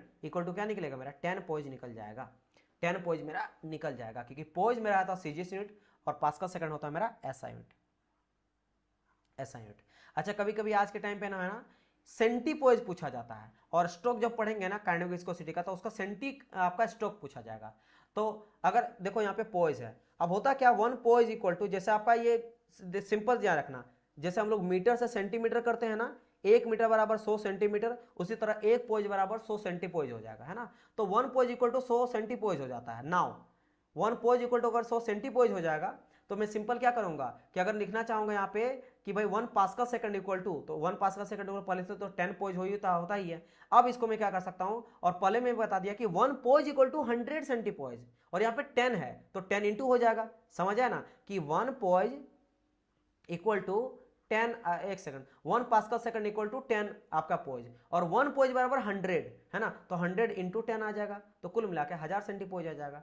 तो ये ध्यान रखना है कि या तो पूछा जाएगा आपका कहां से 1 पास्कल सेकंड इक्वल टू 10 पोएज, या फिर 1 पास्कल सेकंड इक्वल टू आपका 1000 सेंटीपोएज, है ना, 1000 सेंटीपोएज। बाकी 1 मैंने तो ये बता ही दिया, मीटर सेंटीमीटर जैसा 1 पोएज इक्वल टू 100 सेंटीपोएज आता है, ये पूछ सकता है 1 पोएज इक्वल टू, ये ध्यान रखना, और ये कन्वर्जन ध्यान रखना कि ये मेरा क्या जाता है, पोएज होता है सीजीएस यूनिट में हो जाता है, और एसआई यूनिट में ये दोनों हो जाता है, और डायमेंशन ये मेरा हो जाता है ना। और इससे निकालना बेटर तरीके से हो जाएगा, अगर डायरेक्ट इससे निकालते हो ना तो इससे भी निकल जाएगा, tau equal to mu into d upon d y, इससे भी निकाल सकते हो, और tau equal to mu into d theta upon D T, है ना, चाहे वेलोसिटी ग्रेडियंट से निकालो, है ना, रेट ऑफ डिफॉर्मेशन से निकाल दो, आप किसी से भी निकाल सकते हो, या फिर इससे निकालो, एक से, दूसरा से या तीसरा से निकलेगा तो सेम ही यूनिट, है ना।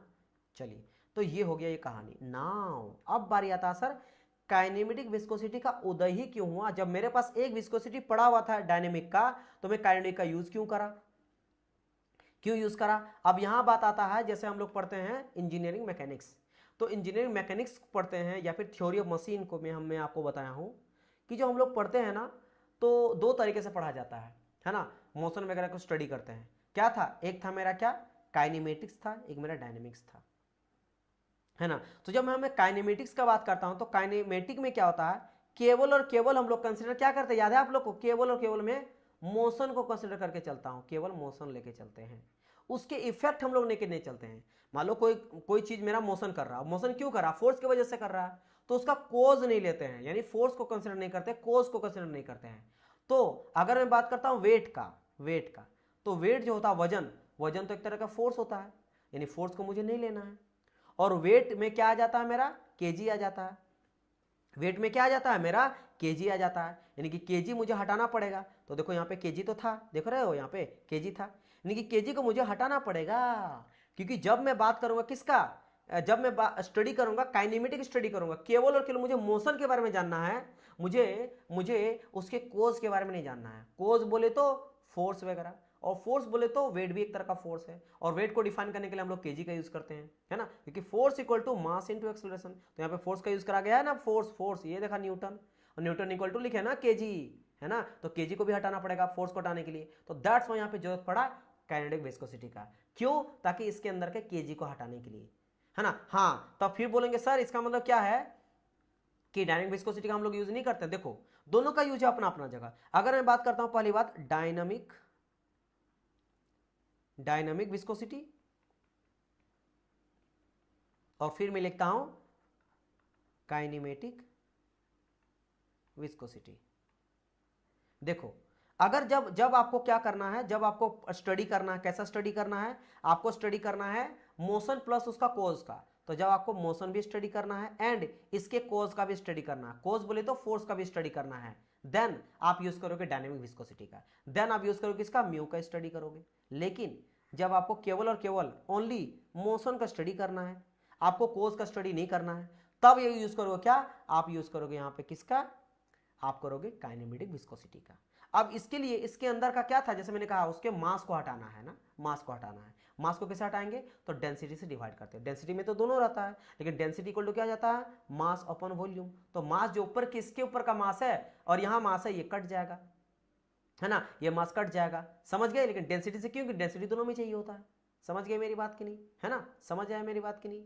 ओके, तो यहां हम लोग क्या करेंगे, इसीलिए दैट्स वाई काइनेटिक विस्कोसिटी जो होता है वो डायनेमिक विस्कोसिटी अपॉन डेंसिटी हो जाता है। क्यों? क्योंकि इसके अंदर के मास को मुझे हटाना है, क्योंकि हम लोग काइनेमेटिक, इसलिए कहा गया काइनेमेटिक विस्कोसिटी। नाम क्यों पड़ा, समझ आया ना, क्योंकि इसमें हम लोग केवल केवल मोशन की स्टडी करेंगे, उसके कॉज के बारे में स्टडी नहीं करेंगे, फोर्सेस के बारे में स्टडी नहीं करेंगे। लेकिन जब हम लोग बात करें डायनेमिक का, तो मोशन प्लस कॉज दोनों देखते हैं। तो यहाँ पे उसके मास को हटाने के लिए, है ना, उस फोर्स को हटाने के लिए, उसके इफेक्ट को हटाने के लिए हम लोग यहाँ से हटा देते हैं। इसलिए इसका यूनिट देखोगे तो डायरेक्ट मीटर में मिलेगा, डिस्टेंस और टाइम पे मिलेगा। यहाँ कोई आपका मास केजी वीजी आपको नजर नहीं आने वाला है, नजर नहीं आने वाला है। समझ आ रहा है मेरी बात की नहीं, समझ आ रहा कि नहीं? बाकी इसको देखना, ये ध्यान रखना, इसको हम लोग क्या बोलते हैं, न्यू बोलते हैं। मैंने कहा था ना, इसको कहा जाता म्यू और इसको कहा जाता न्यू। ध्यान रखना, म्यू में कंफ्यूज मत होना, बहुत बेसिक चीज है, लेकिन मैं बता दिया आपको, मतलब पढ़ने के लिए। वैसे तो ये एग्जाम से कोई मतलब ही नहीं है, पढ़ने कोई नहीं बोलेगा, आप कुछ भी पढ़ो, एबीसी अल्फा बीटा गामा पढ़ो, है ना, आपको समझ में आना चाहिए, ठीक है।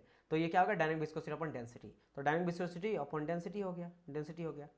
तो यहां से अगर मैं निकालता हूं क्या, डायनेमिक विस्कोसिटी इक्वल टू क्या निकल जाता है, तो निकल जाता है मेरा डायनेमिक विस्कोसिटी इंटू डेंसिटी निकल जाता है, ठीक है, इंटू डेंसिटी। चलो ठीक है, अब हम लोग थोड़ा सा इसके बारे में स्टडी कर लेते हैं, काइनेटिक विस्कोसिटी का। तो जैसे मैंने कहा, क्या करते हैं, डायनेमिक विस्कोसिटी अपन डेंसिटी कर लेते हैं, ठीक है। तो सेम चीज है, डायनेमिक विस्कोसिटी क्या निकालते हैं, केजी पर मीटर सेकंड, ये था ना अभी, ये देख सकते हो, ऐसा भी निकालते हैं ना, केजी पर मीटर सेकंड। तो देखो डायनेमिक विस्कोसिटी क्या है, केजी पर मीटर सेकंड, ये मेरा क्या है, डायनेमिक विस्कोसिटी है। और density, you know the density equal to क्या जाता है, मास अपन वॉल्यूम, और मास का क्या जानते हैं, केजी, मास केजी, और वॉल्यूम क्या जाता है, मीटर क्यूब। तो देखो यहाँ पे नीचे क्या है मेरा, नीचे मेरा हो गया क्या, डेंसिटी, है ना, ये चीज में लिख दिया, ठीक है। अब देखो इसको कट उट कर दो, जो भी कटेगा जो बचेगा, केजी से केजी, देखो ये तो काम था, केजी को कटवाना था, केजी केजी खत्म, है ना। अगर बात करा जाए और क्या कट रहा है, तो यहाँ पे 2 मीटर है, 3 मीटर यहाँ एक, तो यहाँ से कट कर दो, 2 बचेगा यहाँ पे। तो ऊपर में क्या हो गया, ये पूरी तरह से ऊपर चल जाएगा मीटर सेकंड, और सेकंड तो नीचे रहा, तो मीटर सेकंड, मीटर स्क्वायर पर second is the unit of kinematic viscosity, है ना। तो यहाँ पे देख सकते हो कि जो मेरा न्यू का यूनिट निकल गया, काइनेमेटिक विस्कोसिटी का यूनिट निकल गया, वो मीटर स्क्वायर पर सेकंड है। अब इसका डायमेंशन वगैरह में निकाल लो, ये असाइंड हो जाता है ना। डायमेंशन क्या हो जाएगा, इसका लेंथ हो जाएगा, उसका टाइम हो जाएगा, तो एल स्क्वायर टी माइनस 1 हो जाएगा। तो ये हो गया क्या मेरा डायमेंशन। अगर सीजीएस की बात करेंगे, सीजीएस तो मीटर है ना, मीटर को सीजीएस में कैसे कन्वर्ट करेंगे, सेंटीमीटर में, और सेकंड का तो सेकंड रहेगा। तो यहाँ पे आप बात करेंगे सर कन्वर्जन के कैसे करें, तो इसी को कहा जाता है स्टोक। फिर से वही बात है, स्टोक जो खोज किया था उसको उसके नाम पे दिया गया है, स्टोक इसको कहा जाता है। फिर से बात आ जाता है यहाँ पे क्या कि सर जी जो आपने चेंज करा यहाँ पे, तो आप देखो मीटर से 1 मीटर बराबर कितना होता है, सेंटीमीटर कर रहे हैं तो 100 सेंटीमीटर आ जाता है। लेकिन यहाँ पे स्क्वायर है, मीटर स्क्वायर है, मीटर स्क्वायर है, सेंटीमीटर का स्क्वायर, यानी क्या आ जाएगा यहाँ पे 10 की पावर 2 यानी 4 जीरो, यानी कुल मिलाकर 10 टू द पावर 4 आ जाएगा। आएगा कि नहीं आएगा, बिल्कुल आएगा, बिल्कुल आएगा सर। तो मैं बोल सकता हूं ना कि इसको इससे जब मैं इसमें कन्वर्ट किया तो ये कितना हुआ 10 टू द पावर 4 इंटू ये पूरा का पूरा स्ट्रोक, यानी 10 to the power 4 centimetre square पर सेकंड। ये मैं नहीं लिखा हूं, यहाँ पे लिख देना चाहता हूं आप लोग, है ना, कि क्या 10 टू द पावर 4 इंटू आएगा पूरा का पूरा, जिसको हम लोग स्ट्रोक बोल रहे हैं, जिसको नीचे लिख दिया गया है कि 1 मीटर पर सेकंड इज इक्वल टू क्या आएगा 10 टू द पावर 4 स्ट्रोक। समझ गए क्यों, क्योंकि यहाँ पे मीटर से सेंटीमीटर में कन्वर्ट करें, और बाकी इसको हम लोग स्ट्रोक कर रहे हैं। और अगर कोई बोले यहाँ पे 1 स्ट्रोक इक्वल टू, तो क्या लिखोगे 1 stroke equal to 10 to the power 4 को मत लिखना, डायरेक्ट लिखना सेंटीमीटर स्क्वायर पर सेकंड। इसी को हम लोग क्या बोलते हैं, स्ट्रोक बोल देते हैं।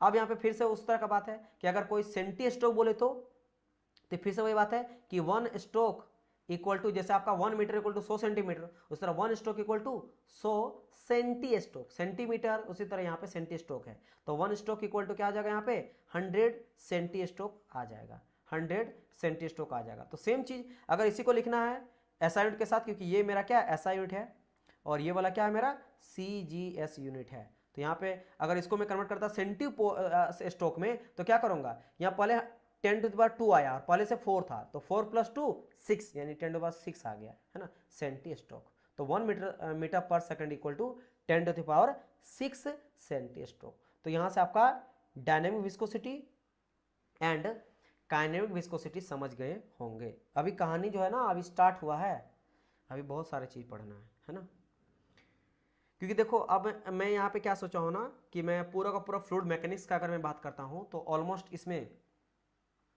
40 घंटा का ये लेक्चर होगा, 40 आवर का, लेकिन मुझे इसको कंप्लीट करना है 10 लेक्चर के आसपास, मतलब 10 मैं आपको लेक्चर लूंगा, तो एक लेक्चर आपका 3 घंटा का भी जा सकता है, 4 घंटा का भी जा सकता है। अच्छा रीजन क्या है सर, एक घंटा क्यों नहीं पढ़ा रहे हैं, क्योंकि क्या होता है ना एक कॉन्सेप्ट को बहुत बार मैं देखा हूँ अगर तोड़ के रखता हूँ ना, मैं सपोज करो 1 घंटा पढ़ाया, अब कल मैं अगर फिर से पढ़ा रहा हूँ तो पहले 20 मिनट तो मुझे समझाना पड़ेगा, है ना, 20 मिनट कि मैं कल क्या पढ़ाया था, क्योंकि आपस में कनेक्टेड है। तो जो आपस में कनेक्टेड रहेगा ना उसको मैं कंप्लीट एक बार में कर दूंगा और उससे आपको भी रिलीफ मिलेगा।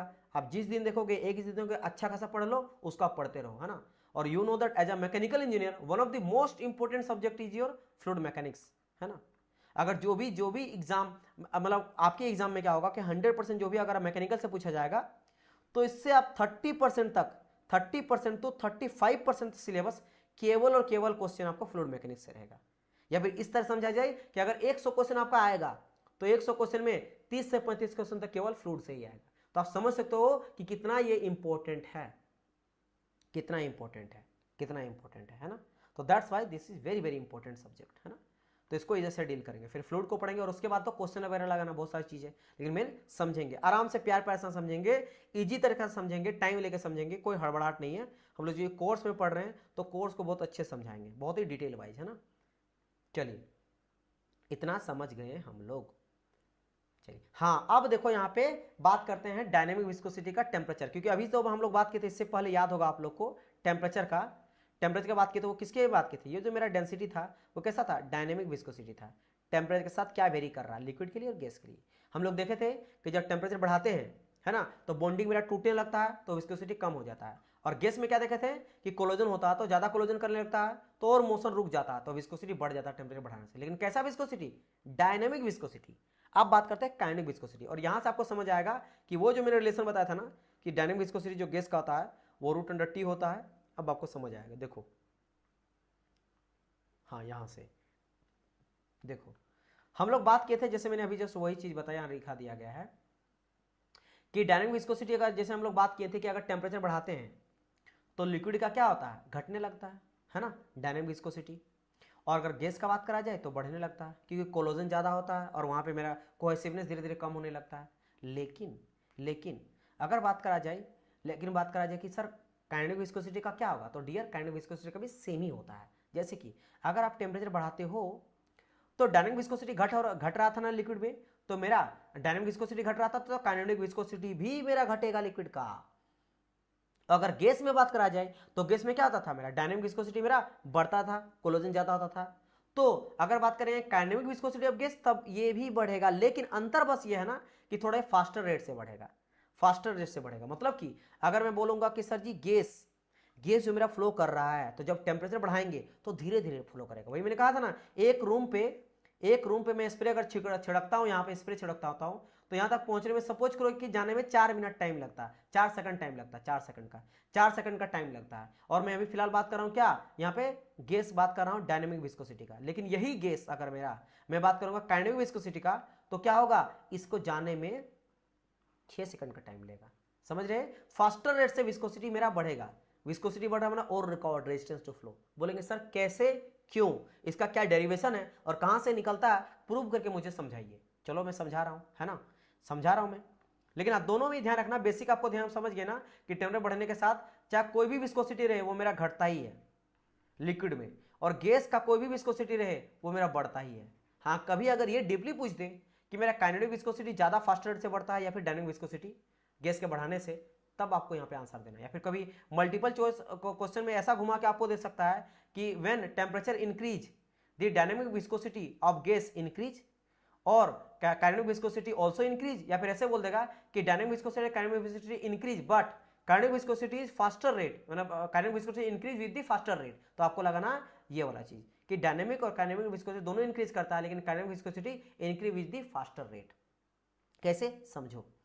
हम लोग को पता है आइडियल गैस इक्वेशन, आपको पता है P V equal to M R T लेते हैं सर, लेते हैं, ठीक है सर, लेते हैं।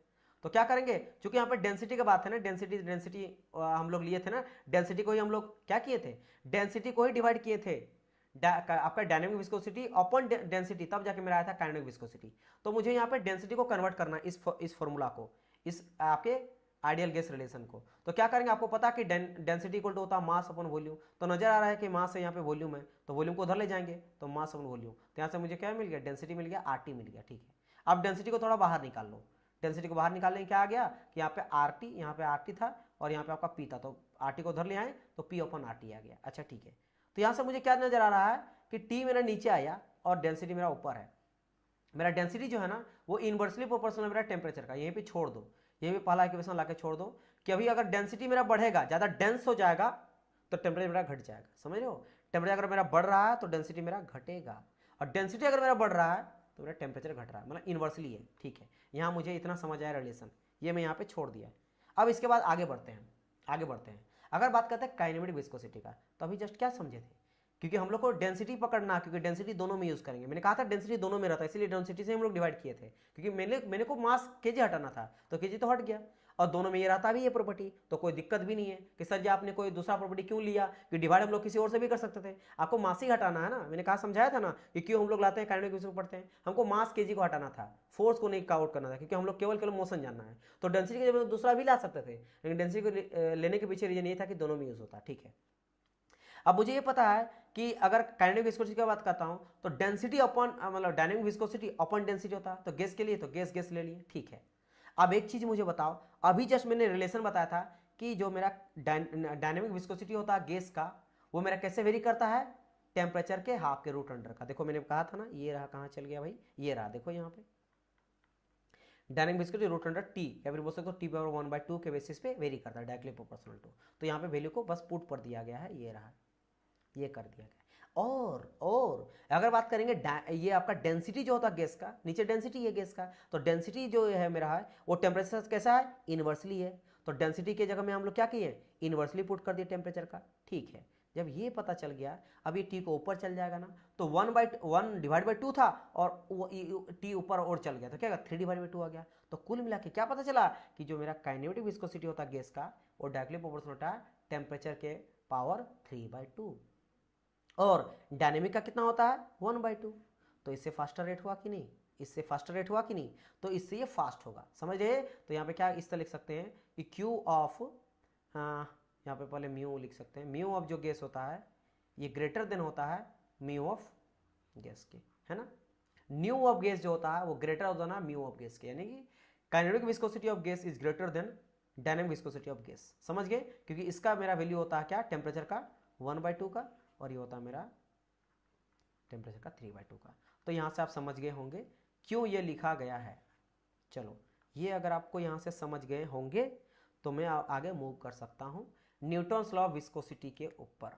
अब यहाँ पे हम लोग बात करेंगे न्यूटोनियन फ्लूइड का, नॉन न्यूटोनियन फ्लूइड का। और हाँ प्रैक्टिकल एग्जांपल मैंने कहा ना एक्सपेरिमेंट, तो एक्सपेरिमेंट में डियर सबका बताऊंगा। जैसे कि ये Newtonian fluid water, kerosene, alcohol, mercury, air, यहाँ जो होता है जैसे क्या हो जाता है इसको कहा जाता है शेयर थिकनिंग फ्लूइड। अभी हम लोग पढ़ेंगे नॉन न्यूटोनियन में आ जाएगा। जैसे कि यहाँ देख सकते हो कहाँ चल गया भाई, जैसे देखो यहाँ पे शेयर थिकनिंग मतलब डिफॉर्मेशन के साथ क्या होता है ये थिक हो जाता है, मोटा हो जाता है। फिर पढ़ेंगे शेयर आपका कहा जाता है थिनिंग फ्लूइड, जब हम लोग डिफॉर्मेशन करेंगे तो थिन हो जाता है। जैसे कि अगर यहाँ पे देखो कहा गया है ना कि जैसे आपका स्टार्च होता है कॉर्न स्टार्च, आप आटा लियो कभी पानी लेना आटा लेना उसको मूव करना वो धीरे धीरे ना थिक हो जाएगा डिफॉर्मेशन करने के साथ।